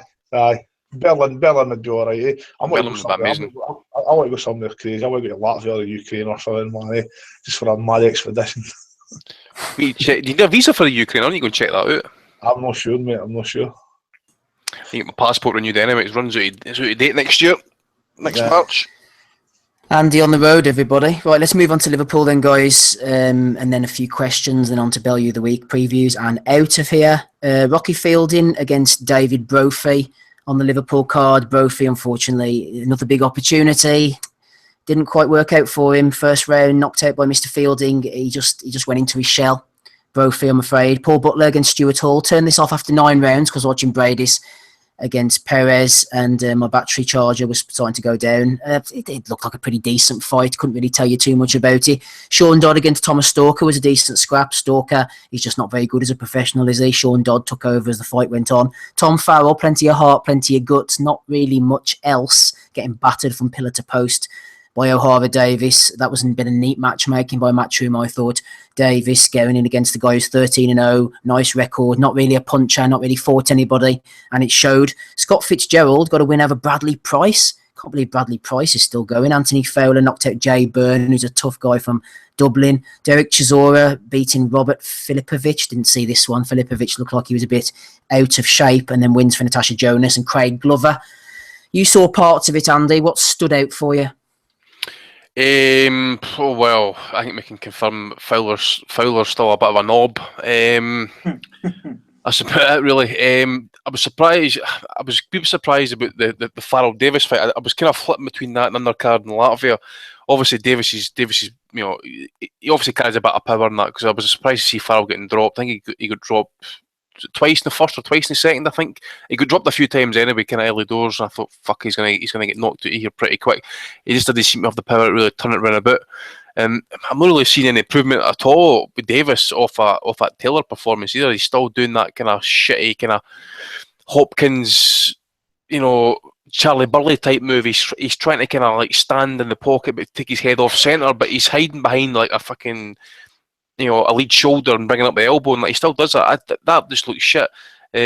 So it says he's going nowhere fast. I didn't see Stalker Dodd. I was watching some of the comments and stuff. I've been flipping back and forward, as I say, between the Latvia fight, because for what I saw, I did think Dodd was a worthy winner. And I know I've seen a few rounds of it, but I did think he was pushing the fight, made the fight work Stalker up against the ropes and that. That's a few fights I've seen of Stalker now, but I've not really been impressed. I did think the writing was really on the wall for him when I saw him get stopped off Jack Cattrall. I think that was about 2 or 3 years ago. Really, he got dominated that night, actually. Still got a wee bit too much of that kind of amateur pedigree into him. I know the Craig Evans fights were pretty decent. At least one of them was anyway. So I really don't know what he's going to do. I mean, I know not the guy. He's an ex-Olympian or whatever, and that he's done well for himself. But never seen Butler Hall. I did think. I thought Brophy and Fielding, I thought it was a 50-50 fight, purely based on the fact that both were meeting at the right time in their careers. It was a breakout chance for Brophy. Fielding basically knew if he lost, he was maybe having to kind of like, not so much pack it in as such, because it would only been his second defeat if he lost, but I think it would have been a wee bit kind of another rebuild job. But I was surprised that he kind of took him out there so early. It was a left hook kind of high in the head, and it just shook Brophy right up. He just never recovered from it. I think he should have held. It's okay me saying that now, but I think he should have held really and try and kind of like get himself through the round and try to stay away for a wee bit and try and get his senses back together. And that it just wasn't to be. I did say to you guys, I think a couple of guys had asked me on Twitter and that beforehand, what I thought about it. I did say I think it's 50-50, but Fielding's got that dig, and I was surprised he did it so early. I did think it would go a few rounds. I think Brophy was kind of aiming to get it a few rounds as well, but I don't know what he does now. He's off to kind of rebuild again and go for try and, I don't know, maybe get a chance at a Commonwealth title again at some point if Fielding vacates and moves up for European honours. Yeah, Tommy, just talk about whatever you want on this card, but leading in with that Brophy, he was riding high from the win over in Australia and New Zealand against Zach Dunn, a good on-top performance, but I've heard that Fielding's a bit of a banger. You know, he can punch pretty hard from guys who've sparred him, and Brophy felt the power, and it was a mental thing, Tommy, he just didn't want it. Well, it was much the same as the Groves fight in that, wasn't it? He stepped onto the big stage, got it on Sky, and I thought he froze last night. He got hit. Andy was right. He didn't try to survive the round. It was smart to maybe take the knee in that, but he came right back out, you know, and he's got to try and fiddle his way through that. He's got to try and hold on, maybe go down again, take another count, and get his shell out that first round, get back to the corner, listen to Billy, and obviously get his senses back about him. But there's no doubt that Fielding can punch. What level he's going to reach in that, I don't think he'll ever be a world champion. But he has got the power, and if he hits you in the chin, he hits you with the right shot, you're going to be in trouble, and that's what he done last night. I was impressed with O'Hara Davis last night. I thought he looked alright. I thought Farrell might cause him one or two problems. He's not a bad wee boxer, Farrell, but he just didn't have the power to get the respect to Davis, did he? And obviously Davis, he's got equaliser as well. He can X with some of these shots. He can hurt you. Still some flaws there, still for O'Hara Davis to work on, but there is actually a lot to work with him. I still think he's potentially a very good fighter. There's tools there that can be worked on. I'd like to see him stay behind his jab a lot more. When he fought Scarpa, he stayed behind the jab in that fight. I thought he looked really good. It wasn't a great fight to watch, to be honest, but I think that style for him that's probably should be what he's doing. He's got to stay behind that big, nice, long reach. He's got a good jab when he uses it, and go for that. But I quite like the card. It's not like Eddie Hearn to make a card like that, you know. I like the fight some people that are competitive. I thought Stalker, I think I gave him 1 or 2 rounds last night. 2 rounds I gave him, in fact. Dodd won that fight well. He just no got the power to at professional level. He was a decent amateur, but he just not good. He just, the old saying goes, a good amateur doesn't always make a good pro, does he? And Thomas Stalker, that's him to a T there, isn't it? Tommy, just a quick word on Adam Smith, the commentator, not Smido. He raised O'Hara's quit, didn't he, by saying he didn't quit or something? I commented on it last night on Twitter. He says O'Hara Davis, who allegedly quit against Josh Taylor. Wait a minute, there's no allegedly about that. Who said that? He fucking quit, didn't he? Adam Smith. Adam Smith, the commentator. The commentator on Sky. He says he fucking bailed. He bailed on that fight, man. He tried to. He said it himself. He said it himself that his 2 noses were blocked off. His 2 noses were blocked, and I couldn't continue. So saved yourself another day. So they were O'Hara's own words, so I don't know what you've been smoking, Adam, mate, but we'll probably find yourself for a belly the week later on for that comment. Yep, definitely is. Gabe hasn't seen any of this. That's fine, Gabe. We'll come to you with a question shortly on another matter. Donny, did you see anything of the Liverpool card? What about the Hall-Butler rematch, Donny? Full breakdown? Yes, I did actually see that fight. And although I missed the first couple of rounds of it, but basically, I guess my thoughts were just that, Butler's always been the better fighter. I really like Hall because didn't he take up boxing at like 25 or something like that? Yeah, I think he was on the piss. He was on the piss out in Ibiza or something for a while. Ecstasy and all that shit. And he did it as a way to sort of get in shape at first, and then found that he was pretty decent at it and kept going with it. And for somebody who joined the sport that late, what he's done with the talent that he's had and not having a lifetime to develop it, a fighter in that respect. But you can't compete with someone who is I think somebody who's been a boxer since their youth and who just clearly had more skills and more tricks in the bag. But Hall gave a good account of himself, and he fought to the level of his ability. I'm sure that he'll continue to be a gatekeeper at domestic level. I mean, he like I said, he gave a good account of himself. He gave a good fight, but in the end, I mean, the better fighter just won that fight again. Did you catch anything else on the card, Don? No, just that.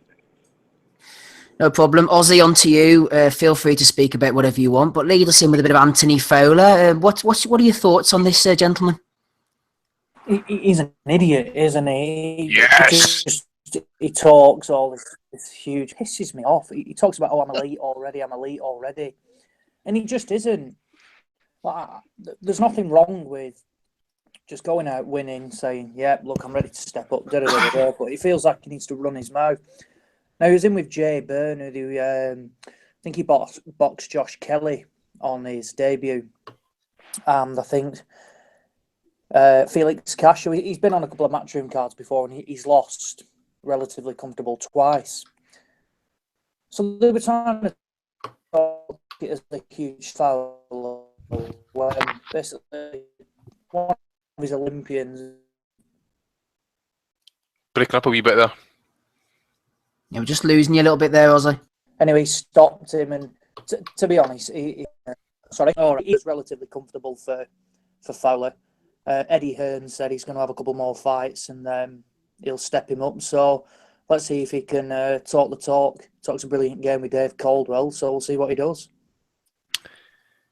He's getting knocked out as soon as he steps up in levels. I've seen a couple of guys tweeting to me last night saying that he'll get knocked out within 10 fights. So that defence is going to get chinned. I swear to God, he can't kind of mooch around there like that. I think he's some sort of mini Carol Froch or whatever he is. Hands down, he's going to get chinned. I swear to God, when he throws shots, he's so wide open for a left hook. It's unreal. And Is he boxing at middleweight or light middleweight? He's going to campaign at light middleweight. He's going to go at light middleweight. See, so it's pretty healthy at the top level, isn't it? You just can't see him doing anything against them. And I mean, I think Liam Williams and Liam Smith would destroy him at his 10 fights. I mean, what other else domestically have you got at that level? Maybe might see the Eagle, Eric Ochier. Yeah, that's what I was going to say there as well, actually. I seen that name get mentioned last night. See, Fowler's biggest success in his pro career is probably doing what he did in the Olympics and bet on fights. So he should bet on himself when he's going to take that first L, and it's going to come soon. As soon as he steps up in class, I'm swear to God he's getting knocked out. Yeah, I agree. I couldn't agree more. But they'll. I mean, I don't know if he's a big ticket seller, but he's going to be out again. I think he'll box 2 more times before the end of the year. So realistically, with George Joyce is doing it right. He's going with Ian Lewison. I'd like to see Eddie bring Carson Jones there for him just to fucking wreck him, man. Chin him. He can hit hard. So complicated with the rest of them. He done it once, hadn't he? It was on a matchroom show. He got him over, and it was just a one-sided beatdown, wasn't it? Carson Jones come over and bullied him. Remember the lad's name? Right, moving on. I'm assuming everyone has said what they want to say. Rob is briefly AWOL, so we'll come back to him on the Liverpool card. I'm sure he's desperate to give his thoughts on this excellent show. It was a decent show. It wasn't too bad. I suppose you throw in the Briedis-PEREZ fight as well. It was a reasonable Saturday night. Right, Gabe, I've been thinking this week about scoring, and I've got a couple of questions. I'm going to hit you with the first one, if you don't mind. Just looking at this, looking at this Adelaide Bird card, I've heard a few people saying over the last few weeks, if it wasn't so wide, I wouldn't have had a problem with it. And so it got me thinking, Gabe, if a judge, say, has the fight really wide and it looks like it's going to be a landslide, like a 118, 110, would you have a problem with a judge modifying their scorecard and giving a couple of rounds to the other fighter, even though they don't 100% think that they won, just to tighten the scorecard up a little bit and make it look a bit more respectable in the eyes of the fans and the inevitable backlash that there'll be? Or do you see any moral quandary with that type of approach? Said that last week, Well, I think it's fucking horse shit to do something like that, and I'll tell you why. A fighter is his ability to call somebody out, to have a say in who his next opponent is all based on how he looks in a fight.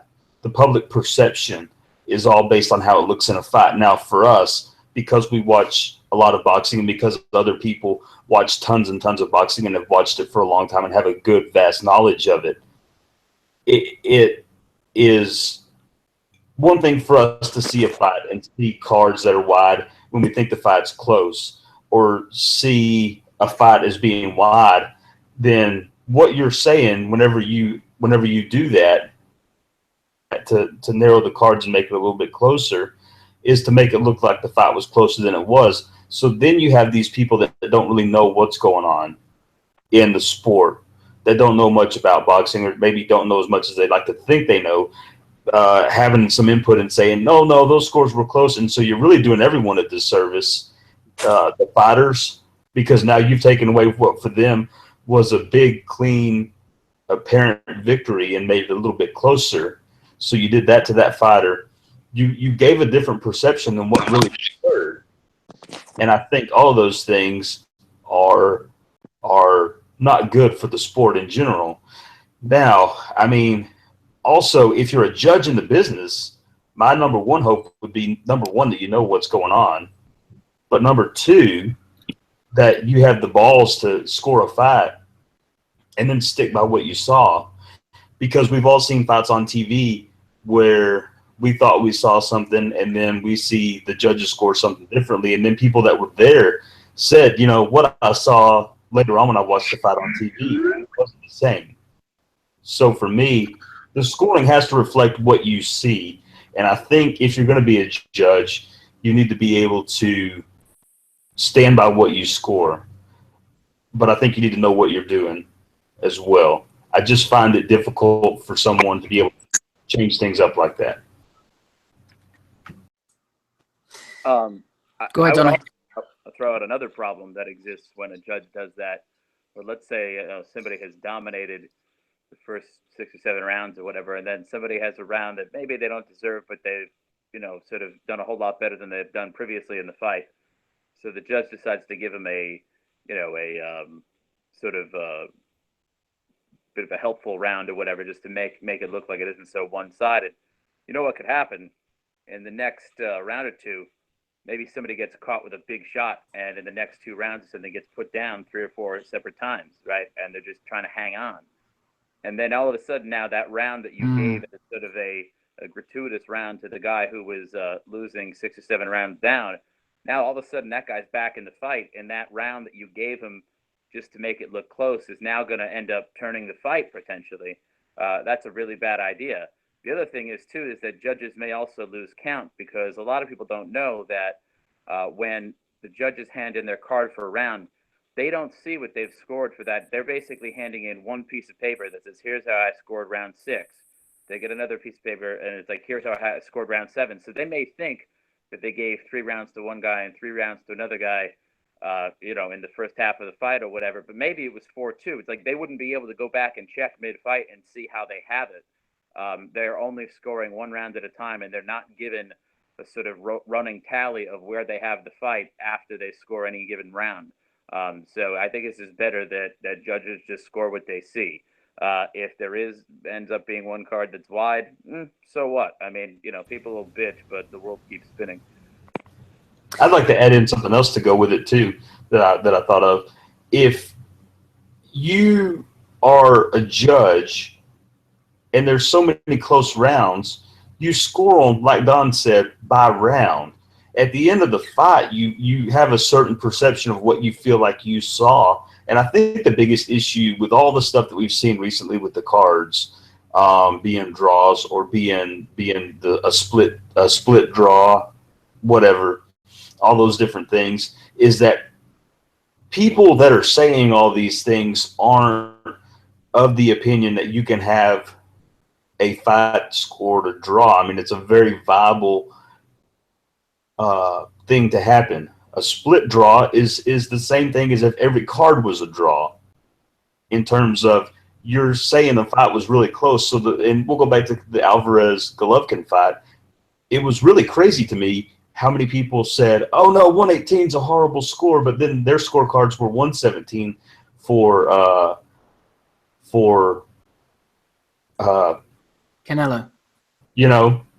So how can 118 be so absurd, and then you're only off that by a round? To me, it doesn't really make sense. If you really look at it, the scores are going to change a lot. So you really just have to go based on round by round.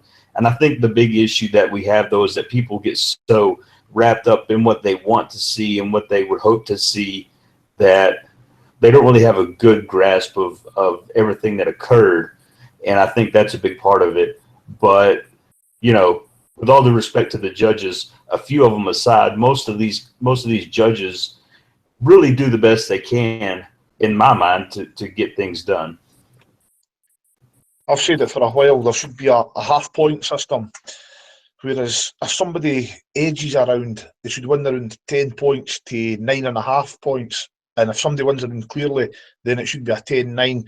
I don't see how somebody should get, you know, if somebody edges around, I don't see how they should get the same amount of points as somebody that, you know, that wins around clearly. It should be 9.5 points, 10 points to 9.5 points for edging around, 10 points to 9 points for winning around clearly, and obviously 10-8 for the knockdown. That's the way I think it would see a little better decisions. They used to do that, didn't they, Andy? Do you remember, wasn't it Henry Cooper against Bugner or something, the famous half-point win? British title fights about 10 years ago had it, didn't they? The half points. You would need to go way back. I remember, as you say, Joe Bugner and stuff. Some of the old fights that I've seen in some things on Box Rec, and I mean, I need to go. You need to give me a chance to go and dig up some points there. But I'm not right in saying I read somewhere it was about a year ago. There was maybe they used to do it in MMA. I think I'm not too sure though. But I agree. I think it was Brian King actually mentioned it last week about Victor Loughlin. It was just lazy. He scored that 12th round, a 10-10 round. Maybe, as you say, Steve, deliberately not to kind of get the wide scorecards and therefore not kind of draw attention to himself. But at the end of the day, if it's 10-9, you can only work with what you've got, I suppose. But I'm sure as well as I just pulled up an old tweet here. I managed to find this. Tommy was talking about it here for Paco Varcel. You know, the WBO guy. Yeah. He says the half-point system to score boxing fights has been used in Argentina and it hasn't done one iota to improve scoring. But Argentina's fucking corrupt. It's corrupt. It's corrupt, but so is the whole boxing system, though, mate. That is, aye. Weren't they talking, Andy, a while back about changing the scope of the scoring? I remember a Box Nation fight. It was in Canada, and they had one of the guys on commentary really went completely out there, and he was giving like 10-7 rounds, 10-5, 10-6 without knockdowns, and he was trying to single-handedly spearhead this new scoring system. I've never seen it since, but Steve Lillis mentioned it in the studio afterwards, and it was completely bizarre. Do you remember the Shea Neary fight against Mickey Ward in the UK for the WBU title? Yes, vaguely. 20-point must system. 20 points, huh? 20-point round. The WBU. Honestly, 20-point fucking round. I couldn't believe it. Do you remember Sven Otka? There was a whole, not scandal, but it was they accused the judges of having like pre-written scorecards, as in they always knew what they were going to give Otka, and people drew it to light because of fights like against, I think it was Robin Reed, David Starry. They were actually giving rounds against Otka that people generally perceived he'd won, and it got a bit suspicious. You know, like it was almost as if they'd filled them out beforehand, the scorecards. I know what you mean, mate. Germany was pretty bad back in the day. I mean, I think if you look at, well, I'll put it this way. If you look at some of the, I've mentioned this before actually, if you go back and watch the Kalembe fight against, is it Michael Nunn? No, Michael Nunn, Mike McCallum. Mike McCallum, yeah. Some of the, if you look at some of the scorecards for France and that, you know, they were getting scorecards like 117, 115 and stuff. You know, obviously they were getting every close round like an even round or whatever. So I think, you know, as Tommy says, that would probably be the ideal opportunity to get like your half points added in there. I think it's something we probably need to sit and study actually, because I dare say there's people in boxing says that it doesn't work. It's been proven in Argentina, but as Tommy says, it's corrupt as fuck down there. But I really don't know what I did notice just on the judging topic actually, as well as off the furore of the Golovkin carry on that fight for Latvia last night. The judges were wearing ear defenders. I took a couple of pictures last night and posted them up in that. So I don't know if that works in any way, shape or form. But remember, it was a Kessler fight a couple of years ago, and one of the judges was sitting texting their phones when they're in. Yeah. Aye. I've been at a show, Tommy. I've been at a show and they were texting. I've been at a show when a judge was texting during a fight. I'm sure it was a European title fight back in the day. But you are right, Tommy. I think it was a Kessler fight. He was caught on camera. It happened in America as well with one of the female judges. How can they get away with that, man? fucking absurd. That's people's livelihoods and that are on the line, man. And these fuckers are sitting there not giving a fuck, man. It was a bit like that Adelaide Bird the other week there, wasn't it? Because she was fucking, apparently somebody took a picture, she wasn't even looking at the action. In fact, she was just spending all her time looking at Canelo or something. Probably something a dildo hanging out herself. Right, at the risk of boring everyone to tears, Rob, I'm going to ask you a scoring question before we move on. This is my second thought for the week on scoring. I don't know if this goes on. Maybe I'm completely oblivious to it, but I'm wondering how much due diligence, as Donny would say, the teams or camps of fighters do. Scoping out judges ahead of fights. Do you think they have a look and say, oh, he gave this score or she gave this score, he likes this type of style, maybe we should change or adjust our approach accordingly? Do you think that type of thing goes on within boxers' camps? Yeah, it's hard to know. I'd say I'm going along with the line of thinking that judges, if they're not like out and out corrupt, could be influenced by their surroundings, so they might have tendency to go with the house and might get the call back. You know what I mean? So it's kind of like it's a kind of an unwritten rule, isn't it? It's especially in some countries. But yeah, so I don't know if it's like we handpick the judges more or less, but a little bit of you scratch my back kind of thing. You know what I mean? I think we've probably seen a bit of that in the Canelo fight with Triple G. Obviously, going into the fight, everybody thought that Donny's old man was going to go with Triple G. Obviously, what happened in the Jacobs fight, I think they'd have been very happy with that. With that appointment, they maybe even pushed for Donny to get the fight. Yeah, I'm not saying that. I'm not saying anything bad about or negative about Donny's daddy, but I'm just like going into the fight and that. A lot of folk were thinking that's a judge. If it's closer, he's the one that's going to obviously probably get to Triple G. Yeah, so. Mm-hmm. Tommy, I don't know if you have any inside information on this one. This could be a bit of a tricky issue to negotiate around, but you're the man for meeting these situations head on. So we've had a question in from George Atwell on the Facebook page. He says, with recent rumours that Josh Taylor is the latest to be leaving Cyclone, I think he's signing a managerial deal with MTK. That's what he's referring to. What does the panel think is going on behind closed doors as to why such loyal friends and family have all fallen apart? Now, obviously, everybody has their different theories on this and what's going on and what's not going on. One thing I will say, there was an article out in let me just see if I can bring it up, the Daily Mail's Mail Online recently, and I'll maybe read this out. It says, world champion boxer Carl Frampton is said to have split from promoter Barry McGuigan because it is alleged Frampton is owed a considerable amount of money from his last two fights. Yet McGuigan started a boxers' union to protect them from rip-off promoters, and during his own storied fight career, McGuigan fell out with his promoter Barney Eastwood for the same reason. Now, that's not conjecture, that's on the very reputable Mail Online. Any word on this Cyclone situation? They are promoting a show next Saturday, Tommy, with Andrew Selby, but it looks like Josh could be following Conrad and Carl out the door. Well, I don't know what's going on. Carol's never came out and says nothing really, and neither has Conrad. So you didn't really want to turn around and say that's what's happening. Obviously, there's a lot of rumours and that going about just now. But Josh has got his fight coming up with Vasquez and that, so it's going to be interesting to see what happens after that, whether it goes with MTK, whether they leave Cyclone or not. Everything was rosy. Everything seemed rosy with Cyclone with other fighters to maybe a couple of months ago till after that fight, and then obviously a couple of bombshells have been dropped. So I honestly don't know, man. I don't know what's going on there. I don't think Carl's going to leave them. Carl seemed a loyal guy. I don't think Carl would have left them for no reason at all, would he? No. There's got to be something that's went on there behind closed doors, but I don't know. I don't want to speculate on it, man. I'm going to the Josh Taylor fight. Shane might fucking bang me. I don't know, man. It's not my place to say. Classic Guru. Donny, I believe next week the pod has been around for 5 years. I obviously wasn't here from the start. You guys, you're one of the original members. A lot of love from the fans on this. 3,000 subscribers after only 5 years. Embarrassing, says Liam Riedel. Putting that aside, Donny. Well, let's actually just bring this up now. Does this individual know aware that we've actually only been on YouTube for 2.5 years of that 5 years? I don't know, Andy. But that's a big loss. It's a big deal for him there. Hey, let's go back to that. You know what's funny though. Let's just speculate and see, right? It was Carroll was due money in that, right? So, blah blah blah. Let's leave cycling because we're due money, but we'll see with Frank Warren. As Snoop Doggy Dogg would say, Tommy, if it ain't one thing, it's the motherfucking other. Exactly, mate. That's quite funny. As I say, I don't know. I don't want to speculate, man. It's all rumours at the moment. The split seems kind of amicable. Carroll's no saying nothing. Cyclone's no came to see anything about him, so we move on, eh? Right, go on, Donny, move on.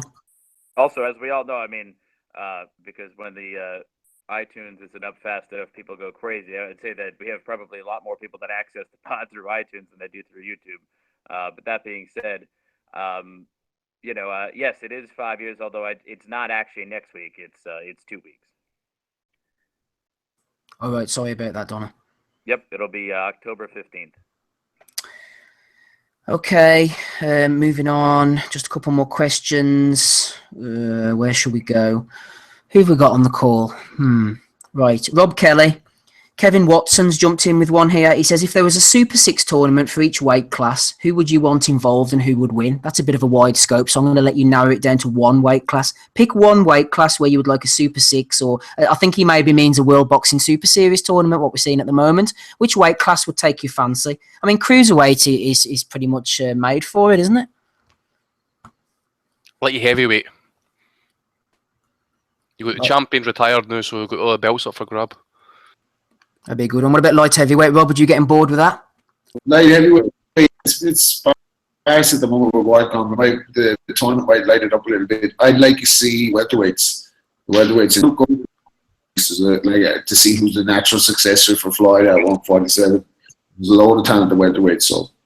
Yeah, and if you move Crawford up to welterweight, which he eventually will be at anyways, I think that's the welterweight division even more so.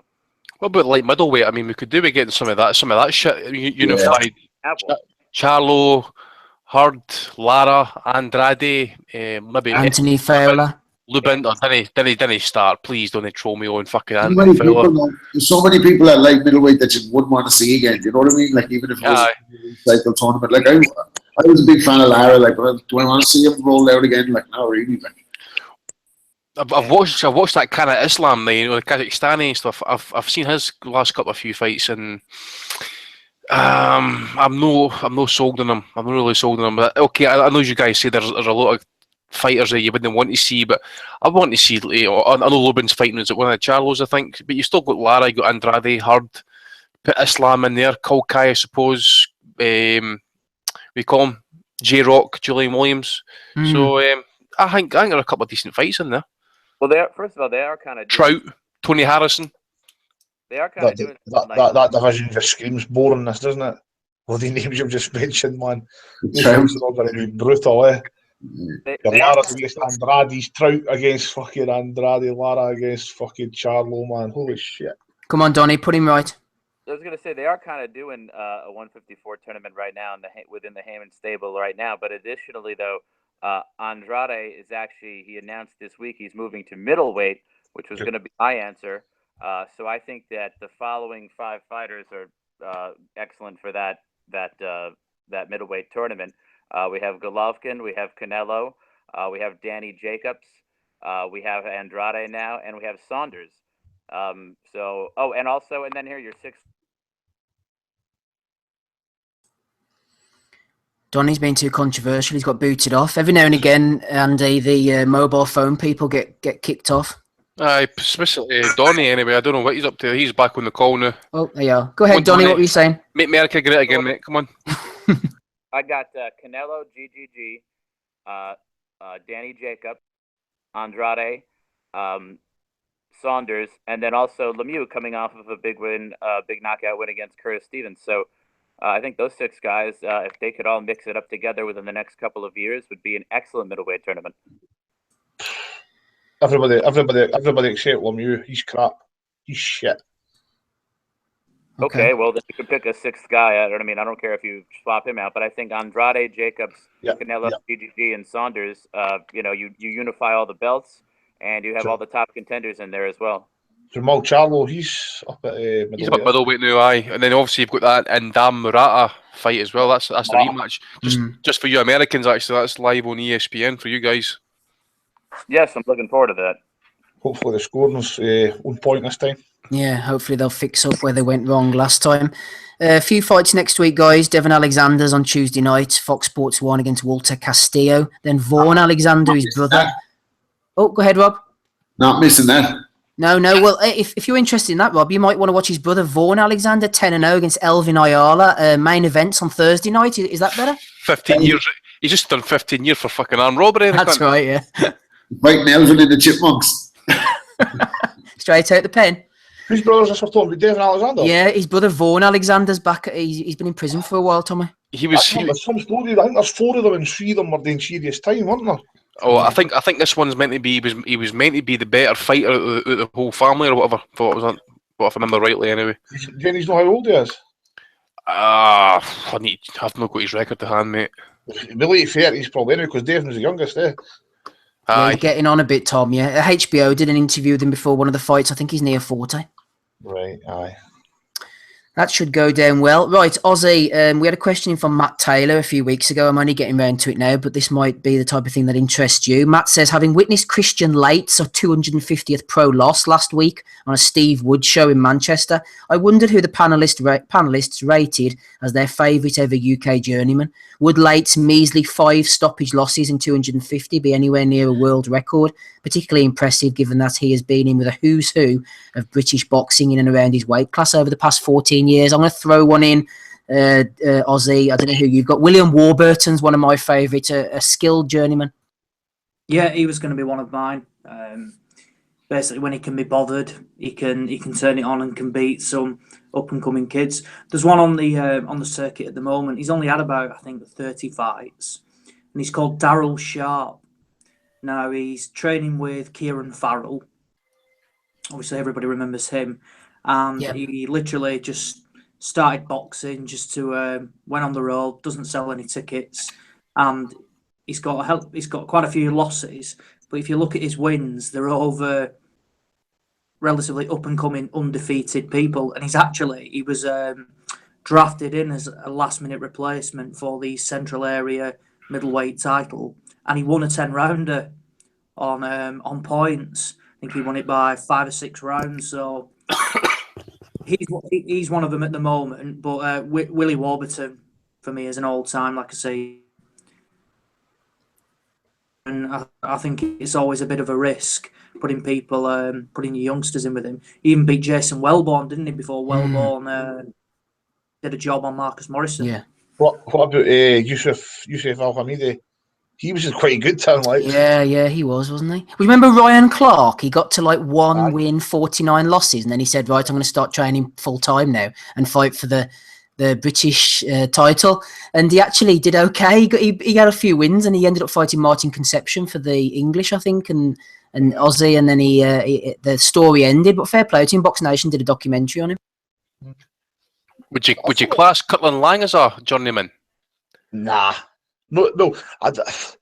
See, like in the States and that, they'd probably class us a journeyman, but I think what we class a journeyman and what they class a journeyman is something different. Like Johnny Greaves, for example. Johnny Greaves. Johnny Greaves. Yeah. That's a journeyman here, but over there, a journeyman's somebody maybe that's got 20 wins and 10 losses and that. They're maybe just outside the top 15, top 20. So. Well, Tommy, do you know who I was going to mention? And Gabe might jump in here. What about Emmanuel Augustus Burton? That was the one I was going to mention right just before you got in there, Steve. Yeah, absolutely. That's definitely one of my favorites. I've had the pleasure of speaking with him on several occasions, and although I don't think he's at the best point that he could be at now.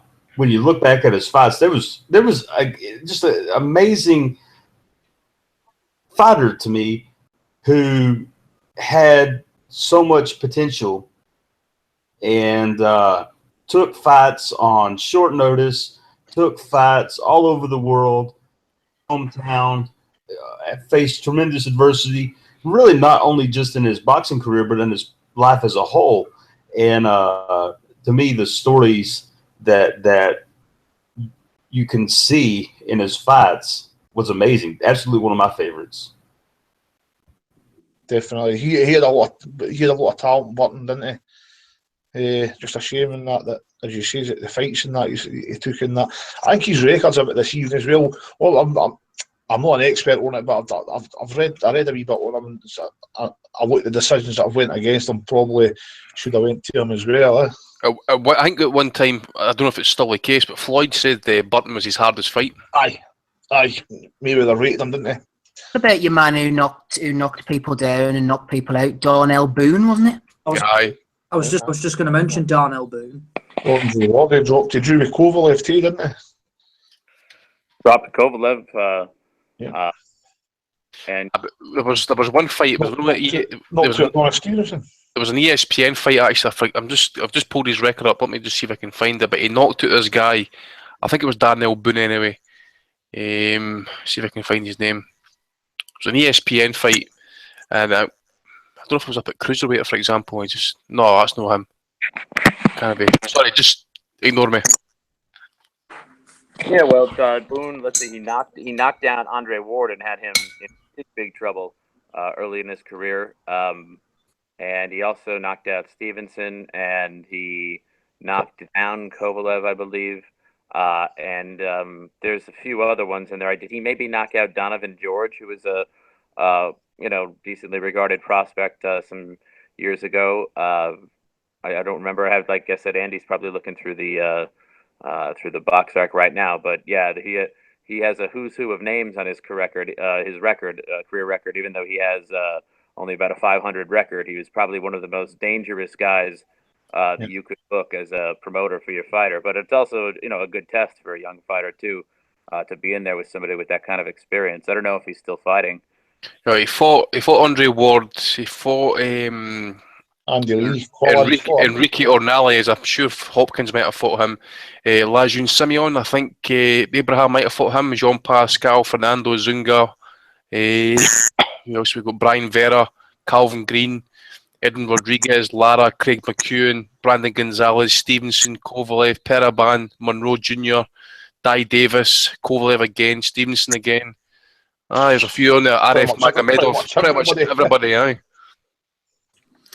Right, I think we've named quite a few names. Let's move on. Harry Chandler has alerted me to a bullshit title. I'm always a fan of these. The vacant Philippines Games and Amusement Board Super Flyweight title is on the line next week.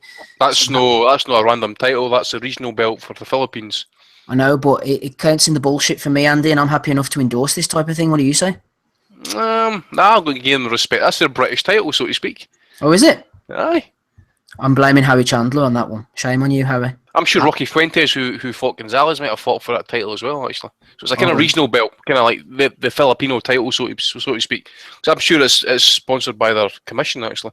Mm-hmm. Going off on tangents, as I like to do, there was a guy boxing on the journeyman scene recently. I think he's still active, actually. Michael Barnor, he's from Ghana, and I was looking up and down his record because I was doing a piece for one of the papers. I think he was fighting over here, and he's fought in some excellent places. Really impressed by this guy. The Venus Printing Press he was boxing in, the Globe Cinema, and then of course everybody, the Prison Canteen, obviously goes without mentioning there. The Aborigines Beach Resort he once graced as well, and then he went over to South Korea to fight in the Incheon Health High School before moving over to Scotland. And this is a good one, and I don't know if you've ever been here in Moodiesburn, the Knights of St. Columba Social Club.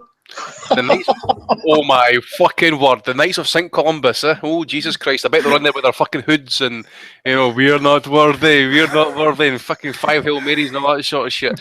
But just talking about fake titles, I see that, you remember that guy who fought, I see this Sars Amzot. Oh yes.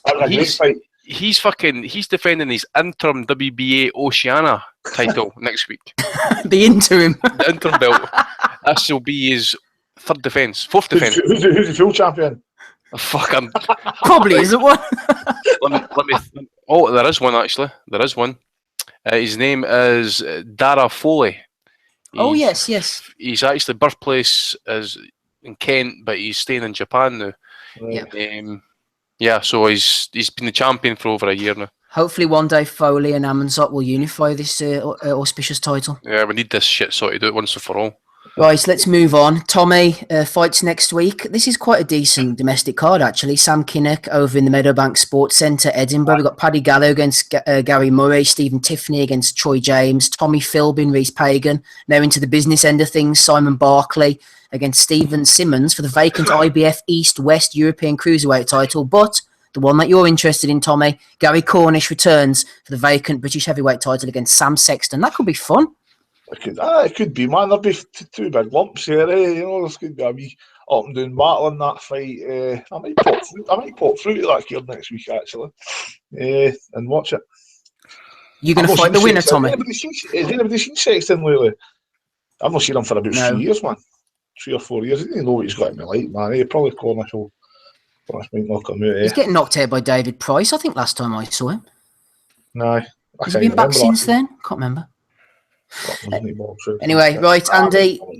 Yep. Let's go on. Next Saturday night in Hong Kong. I don't know if you got anything to say about this. WBO International Super Flyweight title. Kohei Kono against Rex So. So is obviously the 21-0 fighter on the way up. It was supposed to be Jamie Conlan. He's now fighting for the IBF version against Ankayas. What do you think about So against Kono? Kono's probably on the slippage now. Yeah, I've seen better days. I actually do like this fight. I mean, Kono must be what now? He must be like mid-30s. But yeah, Rex, as I said, well, everybody knows, I think we all wanted to see Conlan against Zhao. I think that was going to be a bloodbath. But for Zhao, I think he's going to have enough in the tank, actually. I think this is going to be an absolute war. Depends how much Kono can take, actually. I know he's got a number of defeats in his record and that, and he was stopped off anyway. So you're just wondering if he's been absolutely cracked. Now, he's had a fight since then against a guy in his debut. But I think Zhau's going to do this. I'd be surprised if he gets a stoppage, Joe. Even though he's 21-0, he's got 13 knockouts. But I think this is his kind of... I kind of loathe to say it's his proper step up in class because, you know, Kono's seen better days, but I think it's probably his best opponent he's probably faced to date, but especially with the experience levels anyway. Okay, Aussie, next Saturday night, plenty going on. I don't know how much I'm going to get to see next week, working both days. Supposed to be going out with the missus on Saturday night. I'm going to have to try and wrangle my way out of that because I want to watch this card. Aussie, Blaine McGuigan Promotions. They've still got fighters, you know. Andrew Selby against Maximino Flores on Channel 5. Robin Dupre undefeated against Luke Watkins. Last seen stretching out Ian Timms for the Irish title. Arsenio Byfield, I think he beat Sammy McNess. He's fighting Tony Dixon. Chantel Cameron. A number of other guys. I think that heavyweight, Billy Nelson's heavyweight, Martin Ilunga is on the card. Before we get to him, Andy, what do you think about the Selby Flores fight and anything else, Aussie? Oh, sorry. I've actually seen Martin Bacole box before. It was on a little small hall show in Ashton-under-Lyne, headlined by Jack Catterall. Okay. And to be honest, I thought he looked utter garbage, looked real poor. But Billy Nelson is raving about this guy, so he's in with Sokolowski, who's kind of like, he's another one of those fun journeymen who gives as good as he gets, really. But if he's got anything about him, he'll dispatch him. Arsenio Byfield, you were right, yeah, he did a real good job on Sammy McNess on the one of the recent Warren shows at the Copper Box. The crowd erupted, didn't they, after that? Oh, yeah, it completely did, yeah. I think there was mild. Oh, yeah, there was more shots thrown in the crowd than some of the fights on the night. Then, I don't know much. I've not seen Robin Dupre box before, but I've seen Watkins. 12-0 against 11-0 for a Commonwealth title. That's what you want to see. None of like the random Ghanaian lads brought over who don't really come to win. Should be a decent scrap. And then top of the card, you've got to think Andrew Selby will win. They're really pushing him, and I really like his matchmaking. None of these 2-20 opponents, they're really stepping him up. Be interesting to see because he was dropped in his last fight. So whether he shored anything up, he certainly likes to let his hands go. And I think this might be a final eliminator for a world title shot. So yeah, that'll be interesting to see as well. Quick word on the heavyweight, Andy. It's just as Ozzy was saying there, actually, but you know, there's been a lot of word coming out gyms and stuff. I've spoke to Billy a wee bit about this guy. For what I'm hearing out the gyms and that as well, he's been holding his own. He's supposed to give Del Boy a torrid time as well. I know it's only sparring and stuff, and he's recently been signed by Cyclone, along with Jason Easton. So you must see something in the guy. Maybe it was just a bad night he had that night that Aussie saw him. But I know Billy absolutely raves about this guy. He's brought him over. Tell me last week he'll definitely be a world champion. So there you go. But you know, I know Billy brought him over for the Congo or whatever. I don't know. I'd meant to ask him for some sort of relation to Junior Makabu. Is he? Is a relation to him? His double looks like him.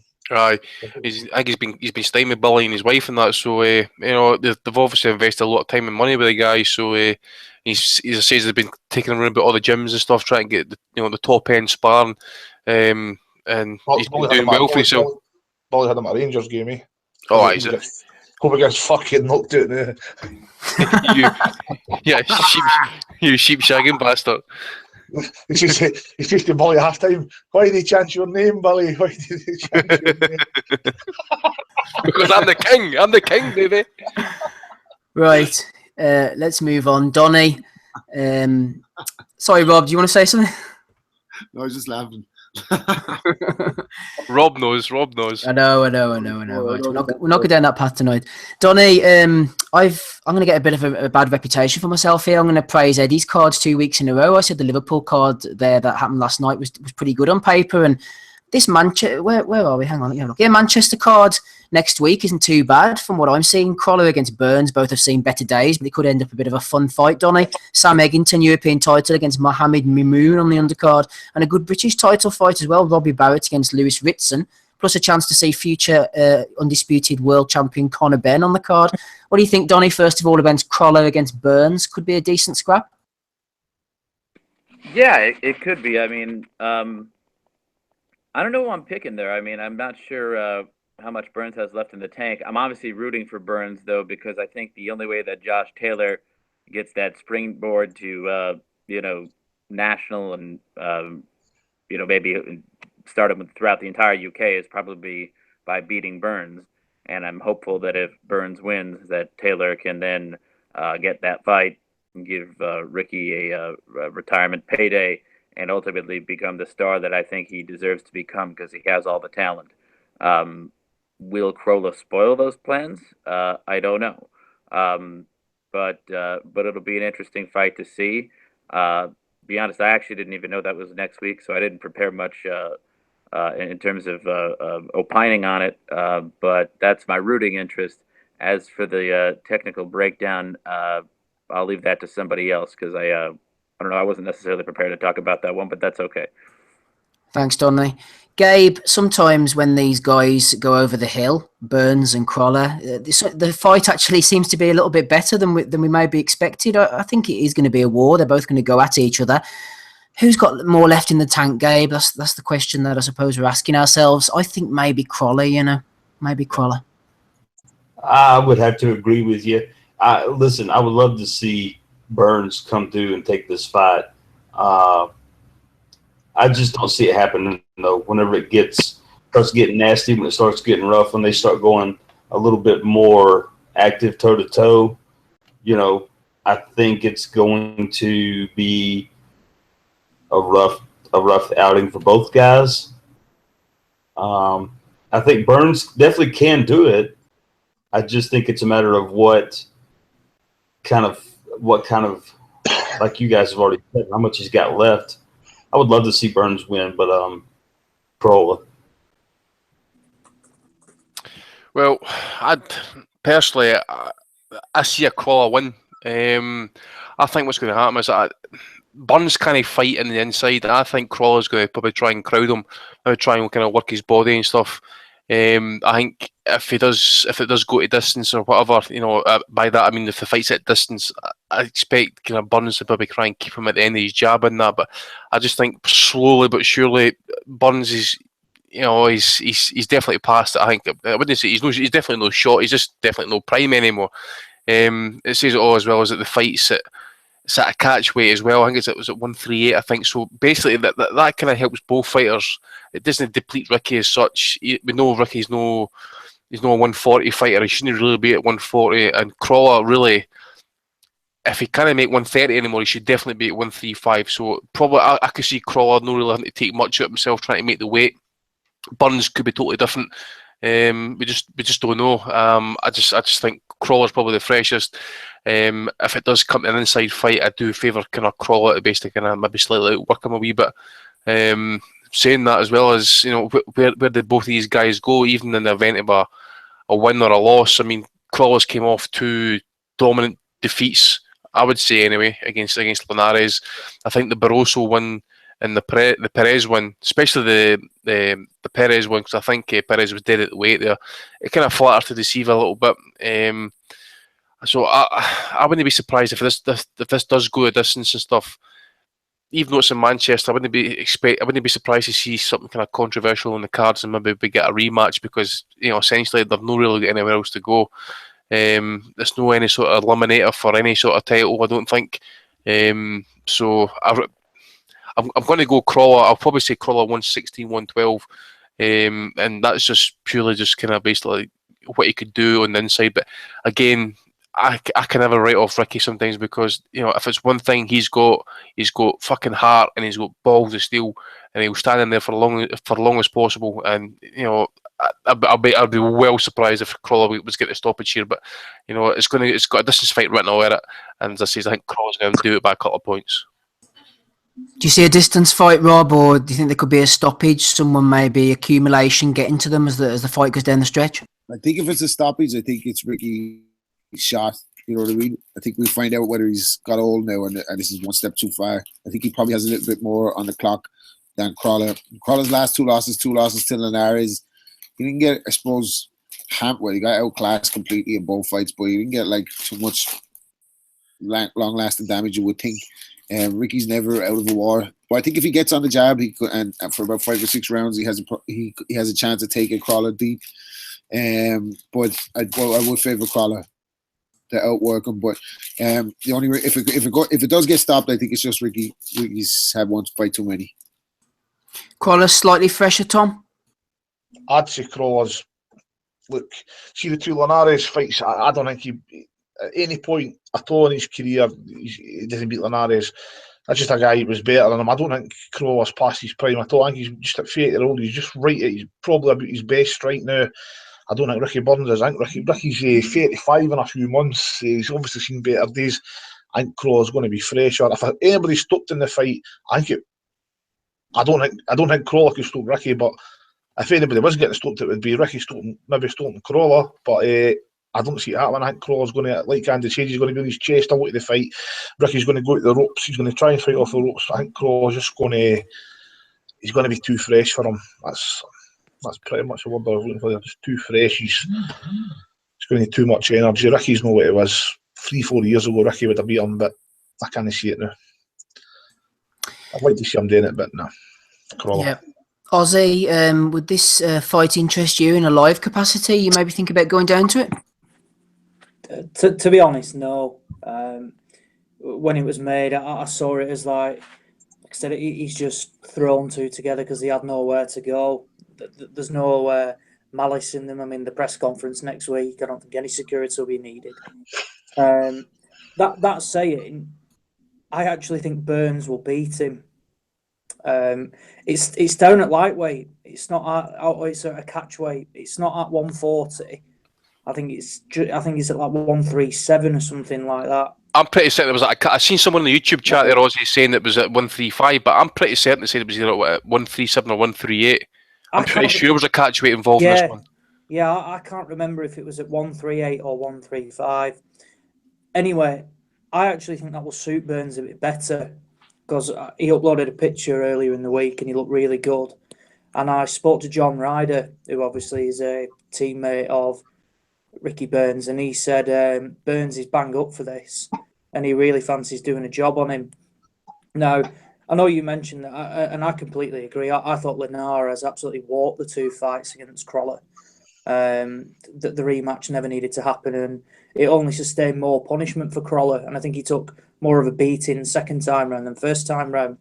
Now, if you look at the previous fights, obviously Burns was well beaten by Ndongo, but then the Relic fight was relatively close. Now, you've got to ask yourself the question, if Crawler was to move up to light welter, would Relic have beaten him? And I think he would. So I think Burns is banging this, and I think he can go and turn him over by 3 or 4 points, because Crawler's got one way of boxing, and that's it. And you know what you're getting from Tesco Joe in the corner. It's a slow start, and by that time, Burns could be well ahead. Could be four. Ricky could be 4 up actually. Aye. Quite comfortable. But And like I said, I don't think Crawler's got the power to stop him. I agree with Tommy. If anybody's getting stopped, it's going to be Crawler by Burns. That saying, I don't think there will be a stoppage, and I think, I think Burns will do him by 3 or 4 rounds in the end. Was he's talking around to it, man? He's got me convinced my man Ricky's going to do it. You're starting to do the same to me, Ozzy, mate. You're starting to kind of convince me a lot, mate. Well, I'm just going to have a look at what the bookies are pricing it at now, because it is really a pick and fight. I don't think there's a huge favourite in this. Oh no, Ship spreading his bets again. Oh fucking hell, we better batten down the hatches, gents. Well, Crawler's 1 to 2, so he's the favourite, and Burns is just over 2 to 1. So I think there's a bit of value in Ricky Burns there. Said he's not. I don't think he's over the hill, and I don't think Crawler's a world beater. I think you probably say it's like a European level fight. So I think 2 to 1 on Burns is a pretty decent punt. Is there any like international titles or that on the line with this fight? I don't think there is. No, mate, there's no titles at all in this fight at all.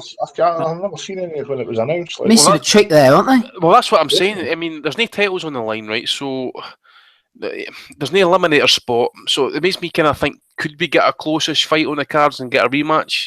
Something cooked up? Who knows? Rematch in Scotland. Yeah. Right. Listen, we know Eddie Hearn's not coming back to Scotland anytime soon if he can save his ass. He fucking knows. Depending on what happens, I wouldn't mind the winner seeing. I wouldn't mind the winner of this boxing, Terry Flanagan. Flanagan's struggling for an opponent. I actually think he's going to box Ray Beltran. Actually, Video's lost his mandatory for messing around over money, and I think he's broke his wrist now, so he's out for a considerable future. Yeah, that was the problem with Verdejo, wasn't it? His hand problems and stuff. That was his biggest problem. I tell you what, it's a crime. Fucking Eddie Hearn and Frank Warren should both be arrested for fucking not making Flanagan against Crawler. That fight should be made when they were champions at the time, when both were still had belts. That's disgraceful. Two champions, one's Man City, one's Man United. They went to the same school, man. It's got had every ingredient. Both of them had a world title. How did that not get made? They sold out the arena as well. Jesus fucking Christ. I think Hearn's partly to blame for that. I think Warren made it. Warren would have made it. Warren was all over this. Yeah, I suppose. It would have been the breakout fight that Flanagan needs to boost his profile massively. Now I think he'd have wiped the floor with Crawler.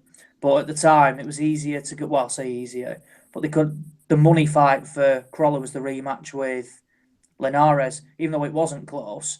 Hearn, who could sell the sand to the Arabs, was saying, "Oh, it was close, we're going to get the rematch straight away." And it kind of swept the Flanagan fight under the carpet. He obviously lost, and there's no appeal to it anymore. Crawler had lost twice. How can you go on? There's no world title. There's no unification. So I wouldn't mind seeing the winner of this. But yeah, I think Hearn's to blame for the fight not happening more than Warren. Eddie's to blame. We can certainly get on board with that type of sentiment. Let's move on to the final fight, the biggest fight of the weekend, in my opinion. World Boxing Super Series. Chris Eubank Jr. travelling over to Stuttgart to take on Avni Yildirim. It's no secret I've picked Yildirim to win the whole tournament, so on my reckoning he's going to have to beat Mr. Eubank. The thing I like about Yildirim, Andy, 16-0, 10 knockouts, 5'11", 26, right in his prime. He's got decent wins on his record, nothing great. Glencoff Johnson, far too old. Schiller Hippolyte knocked him out. Marco Antonio Periban, that was his biggest win. He went over to Mexico. He's also won by knockout in Milan as well. I just think he's young, he's fresh, he looks strong, he motors forward, he calls himself Mr. Robot, he's methodical. And Eubank Jr. hasn't really fought people in their primes, Andy, at any decent level. The only person he has is Billy Joe Saunders, and we all know what happened there. I think Yildirim has the youth, the strength, the experience, not the experience, but the stamina. He's going to push Eubank. He's tough enough, I'll tell you that. He'll probably will push him as well. I see a distance fight, but you need to forget, you forgot one thing here, Steve. One person you forgot about this whole thing. What? I'm the owner. I'd have pop at him today. He's going to be ringing that bell, man. If Yildirim's in trouble, he's going to be jumping in the ring. What fight was that again? He rung the bell. Danny Williams against Sinan Samuel Sam, wasn't it? There we go. There we go. You forgot about him. I mean, if you can see Eubank just basically get him to the ropes and he's unloading with massive uppercuts left, right, and centre and stuff. There's like 2 minutes and 34 seconds left of the round. Ding ding! He walked over and rang the bell. Nobody's seen that fight. Go watch it. I've seen him ringside before. By the way, he is an absolute fucking space cadet. I hope ISIS get a hold of him when he's ever holidaying around about fucking Turkey area and that. I swear to God, he's an absolute corrupt arsehole. You know, I remember what they did with Solis a couple of times. That they were raging with Solis and that as well. That's their problem. But back to the fight, I think Eubank should have this, just purely on athleticism and work rate. You know, I don't rate Eubank too much. I think his jab's pretty decent. I think he telegraphs the right uppercut a fair bit, misses it a fair bit as well, actually. But if this guy's anything like Abraham, I've seen a couple of his fights and stuff. He can have a wee bit of the high guard and that. I just think Eubank will just kind of outwork him in that.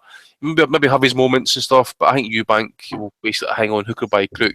And I don't think, maybe it's arrogance, I don't know, but I think it says a lot actually that actually travelling for this fight. You know, okay, I know this guy's fought. You know, this Yildirim, he's fought in Germany before and that, but it's just. He's been on the road himself, but Eubank, I don't think he's fought abroad yet, has he? But even if he hasn't, I think he still shows a wee bit of kind of balls. He fought in Denmark actually. Cheers for that. But I think he's shown a wee bit of balls, but going abroad for this one actually. You know, he got on it too, didn't he? Against Rocky Gianni. But that was a kind of Eubank tour and that. But yeah, shows a bit of balls. But I do expect him to win it and win it on points. But I think a few rocky moments, but just keep an eye out for that sneaky fucking snake in the corner for Turkey. Eubank's my pick for the super middleweight. So I rate Eubank. I think he's gutless. Come on then, Tommy. Tell us why. Is he going to get past my man, Mr. Robot? I think he's just going. I think he's the guy. I think he's new. He obviously fought Bully Joe, right? He wasn't. He took 6 rounds to start in that fight. I don't think he was really. You know, he wasn't convinced about his gas tank. That I think knew that he knows he can do the rounds and that. He's just, I think he's improving all the time in every aspect of his game. I think he's a real deal. I think he looks like he's got his old man's toughness as well. I mean, he's going to be. Okay, you're not going to put him away with one shot. He's going to be hard to beat. And just his work rate and his speed and stuff like that, and he's tough. So I'm going for him. I think it's going to be him against George Groves. The final, and I think I'd like to see Groves winning it, but I think he'll fall apart late against Eubank. Rob, Tommy mentioned Eubank's phenomenal work rate, and he does throw a hell of a lot of punches, and he's obviously in excellent condition, but he does like to have little rounds off and moments in the round off where he throws a lot of shots and he goes walking. I think that's when my man, Mr. Avni, is going to start walking him down. Come on, Rob, let's build this case together.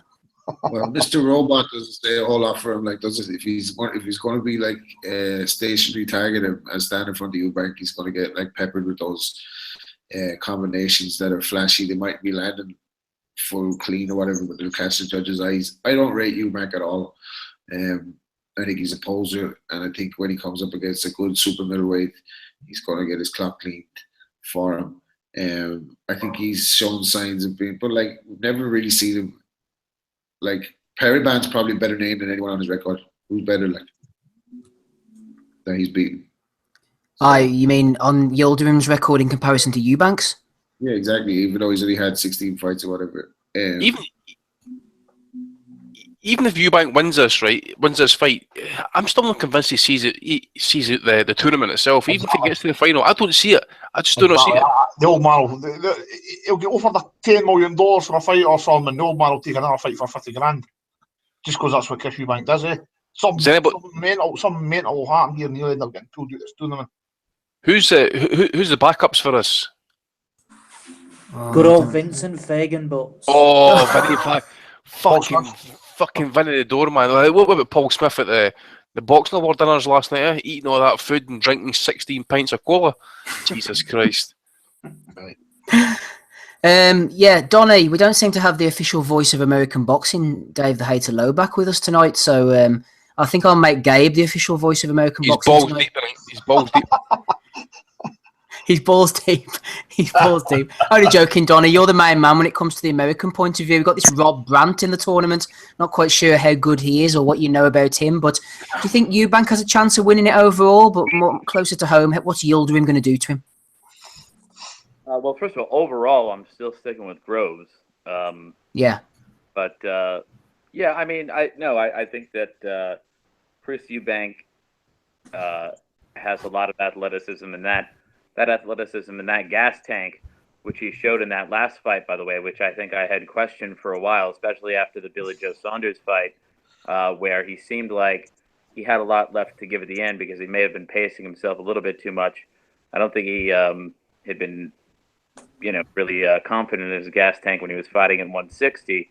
But now up at 168, I think he actually has some real confidence in his stamina, and he throws a lot of punches, and he's very athletic. He still kind of keeps his chin up a little bit too high in some fights, and leaves himself out of position. And I think somebody with some real skills might finally make him pay for that. But I also haven't seen him really rocked yet either, which would suggest that he's got at least a reasonably good chin and can stand up to punches. I mean, after all, he did Abraham, and Abraham that was a pretty shot version of Abraham, but Abraham can punch, and they always say power is the last thing to go, and so he was able to take a few of those punches clean and not get rocked by them. So I like his chances against Yildirim. I don't think he's a totally complete fighter, but I think his athleticism allows him to do a lot of things that would otherwise be fatal mistakes for other fighters. Whereas I think, can get away with them. He's got long reach. He'll probably try to keep the fight at distance, and I think he may succeed in doing so. I do see him getting past this fight, but I think that somebody with a little bit more skill like Groves and more experience and also some tremendous punching power, I think could be the one that would stand in his way. Gabe, give us your thoughts. Eubank Yildirim, World Boxing Super Series, second fight at the super middleweight limit after Smith's Gogland. I'm picking Yildirim. You and I talked about it before the pod actually started. Yeah. Hell yeah. I think that after I watched a little bit more of Yildirim, I just felt like there's something, and I can't really place what exactly it is, but I feel like he's going to be the guy to win. I mean, I know all the things that we're talking about with the work rate and all those other things, and of Eubank, of course. Is a solid puncher. I saw a little bit of him going to the body, a little bit of him going upstairs. The only thing that I think might be his downfall in this fight that I haven't seen from his fights is him facing somebody that's a really efficient mover, somebody that can maneuver around the ring and really control distance and things of that nature. So if Eubank decides to stand with him, you're going to lose. If Eubank moves a little bit more, then I think that could be the key to making it a winning night for him. But I'm going to go with Yildirim on this one. Go with the upset special against the rest of the guys here. Ozzy, final word to you before Bellew of the Weeks. I'm Team Yildirim. I'm starting to gather people towards my cause. I've read this script before. Saturday night, 4th or 5th round, he's going to be lying on the canvas, nose pissing out of his blood, getting stopped, and my Twitter timeline is just going to be LLL, isn't it? Well, I know I mentioned probably a month or so ago when it was announced that I fancied Yildirim as a dark horse, but then obviously I've seen like videos of Eubank in sparring, and he is a machine. His engine is unbelievable, but I just don't think. I think he'll beat Yildirim. I don't think he'll stop him because I just don't think he's a super middleweight. I watched a video with Ronnie Davis, and he said Eubank Jr was walking around at 11:10. So that's under the super middleweight limit, which for me says it all then. And I think, I mean, I've not seen Yildirim in person, but then you picture Eubank against, like, say, a Callum Smith and a Groves who are real big for the weight.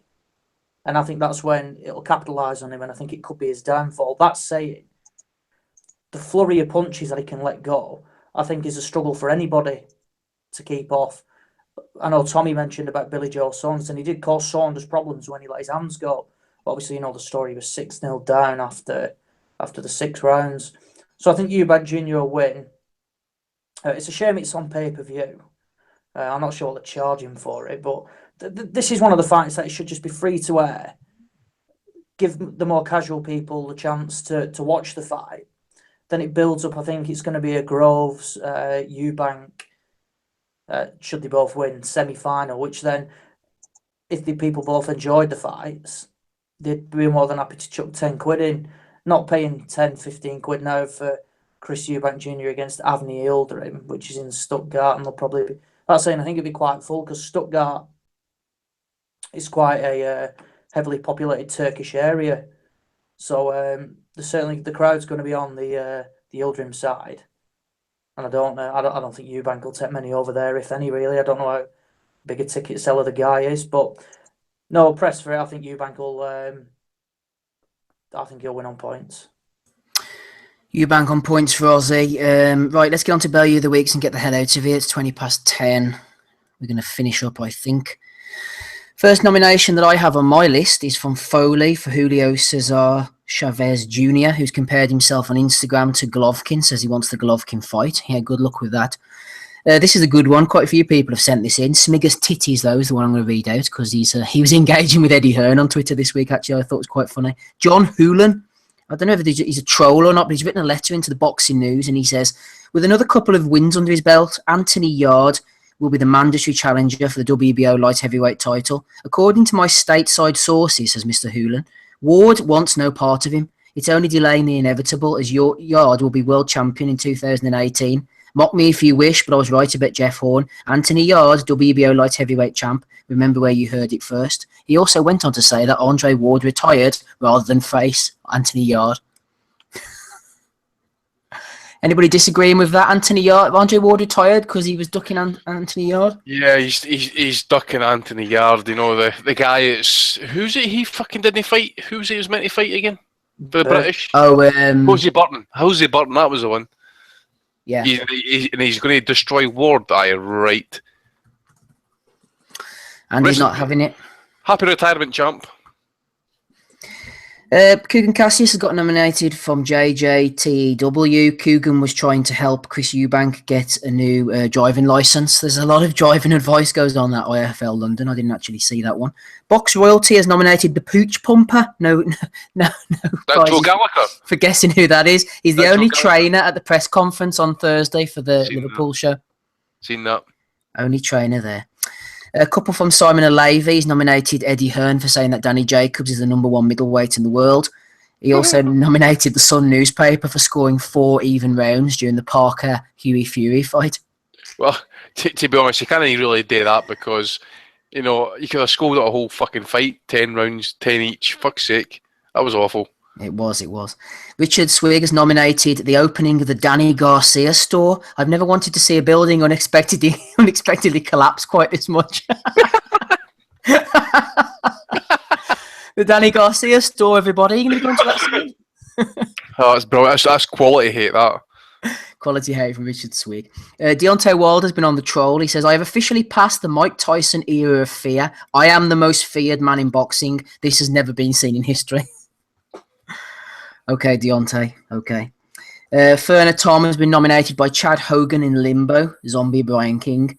Ortiz is a bum, says Tom. He doesn't deserve a shot at the WBC, WBA titles. Get Dillian White to replace him, and then the winner can fight Anthony Joshua. Oh, my God. Yeah, fuck no. No. There's been a lot of that going around. I've seen a lot of people trying to goad Wilder, Andy, by saying, oh, if you're such a great champ, why don't you fight Dillian White? You're ducking him. Well, yeah, I hope he is ducking him, and I hope he continues to duck him as well. Aye, so that, listen, see, to be honest, as I said, I just remembered one fight I'd like to see White in, apart from Chisora, it would be Lucas Brown, because obviously there's a bit of beef going back and forward. We all know Eddie loves a bit of beef, indirectly or directly, for what I've been hearing, but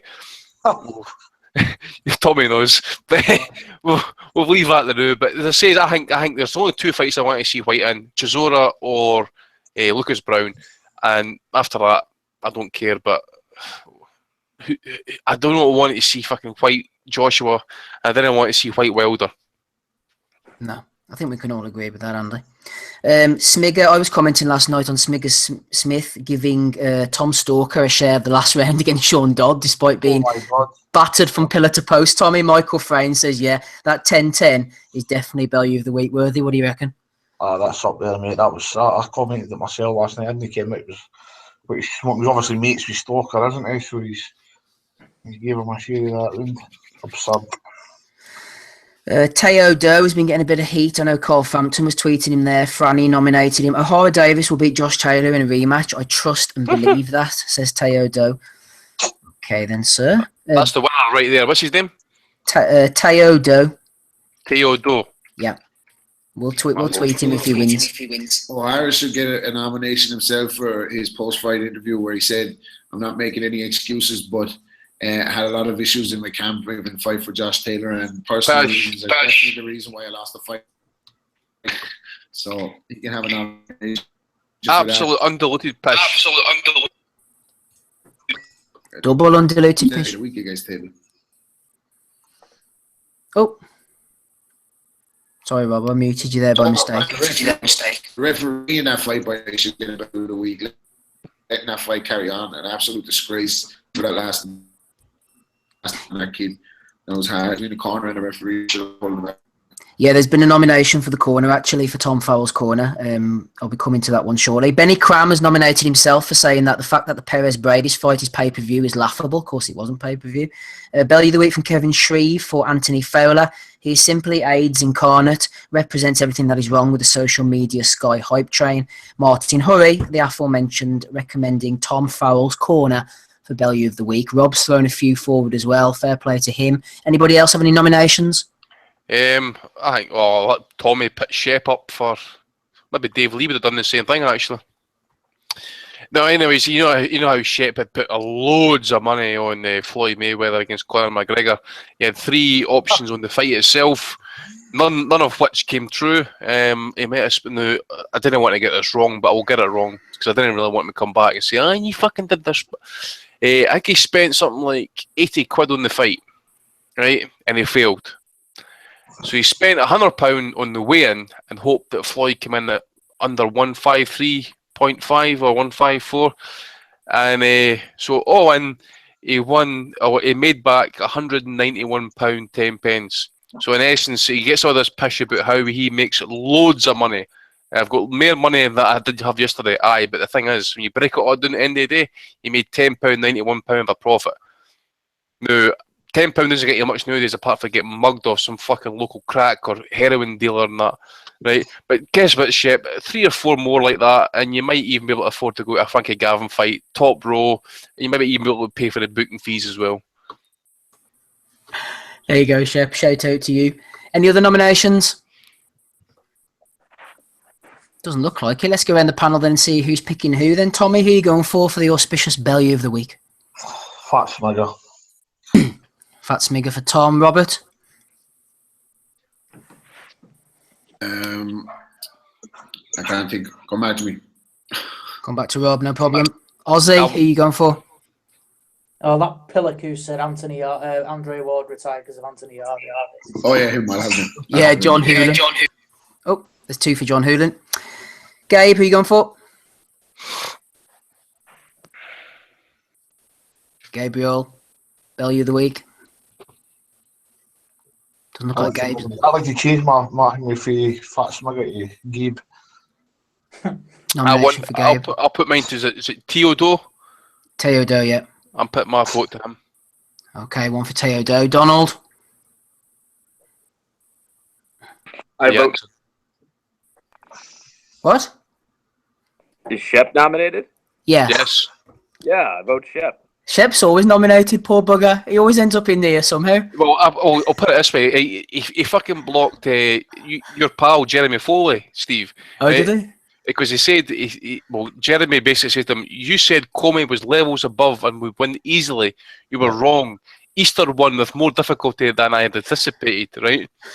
Shep replies, I said it was 50-50 and there was real value in Comey at 3-1, both correct. I called you a casual for picking Easter comfortably, right? Tom Craze had actually posted it beforehand, like 2 weeks before the fight. Comey opened up at 8-13 favourite, massive risk. right? Couldn't back him at that, but certainly a can at 3-1, right? And Shep responds, I think he's levels above Easter. And not only that, though, but I mean, I don't think that Shep's dad gives him such a generous paycheck just so he can go blow it on these internet gambling sites. I think he'd be very disappointed. What did your dad give you after that Golovkin fight? A clip round the ear hole. Especially at round 7. Fucking hell.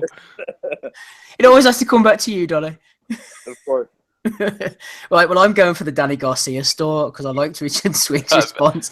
He never wants to see a building collapse as much. I don't know who we've got now. Who was the vote? John Hoolan, I think he's got 2 votes, so he's the value of the week. But he could be a world-class troll, Mr. Hoolan, so we'll give him the award anyway, shall we?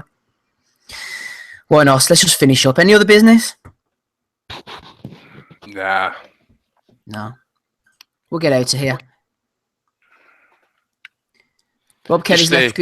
Yep, go ahead. Give Patreon a wee shout out. We need to pay our taxes and stuff like that, so we've also got to pay for this. Oh, Patreon for any haters. Actually, I wasn't going to mention Patreon again, but Andy's right. For any haters, the tax thing is a whole big mess. So we're going to end up getting hammered on Patreon rather than making any money. So, yeah, that was a mistake. But hopefully people are enjoying it, and there's quite a few bits and pieces gone up this week. So, yeah, get onto Patreon so I can pay my tax bill. Right, thanks to Andy Patterson there. Closing us out, Donny Baseball. Gabe was here with us in spirit. Ozzy Smith, always good to have Ozzy on the call. Rob Kelly has left. Tommy the Guru Allen. And to our 2 friends, Tony Luis. It seems like an age ago now, 2.5 hours ago. He was on the show, Canadian lightweight contender. And Darren Tetley as well. Thanks for Darren for coming on. And Ben, who does our iTunes. Shout out to him for setting us up with Darren and for putting iTunes on every Monday. Hatton, we know you love it. Okay, guys, we'll catch you all next week. Thank you for listening. Goodbye.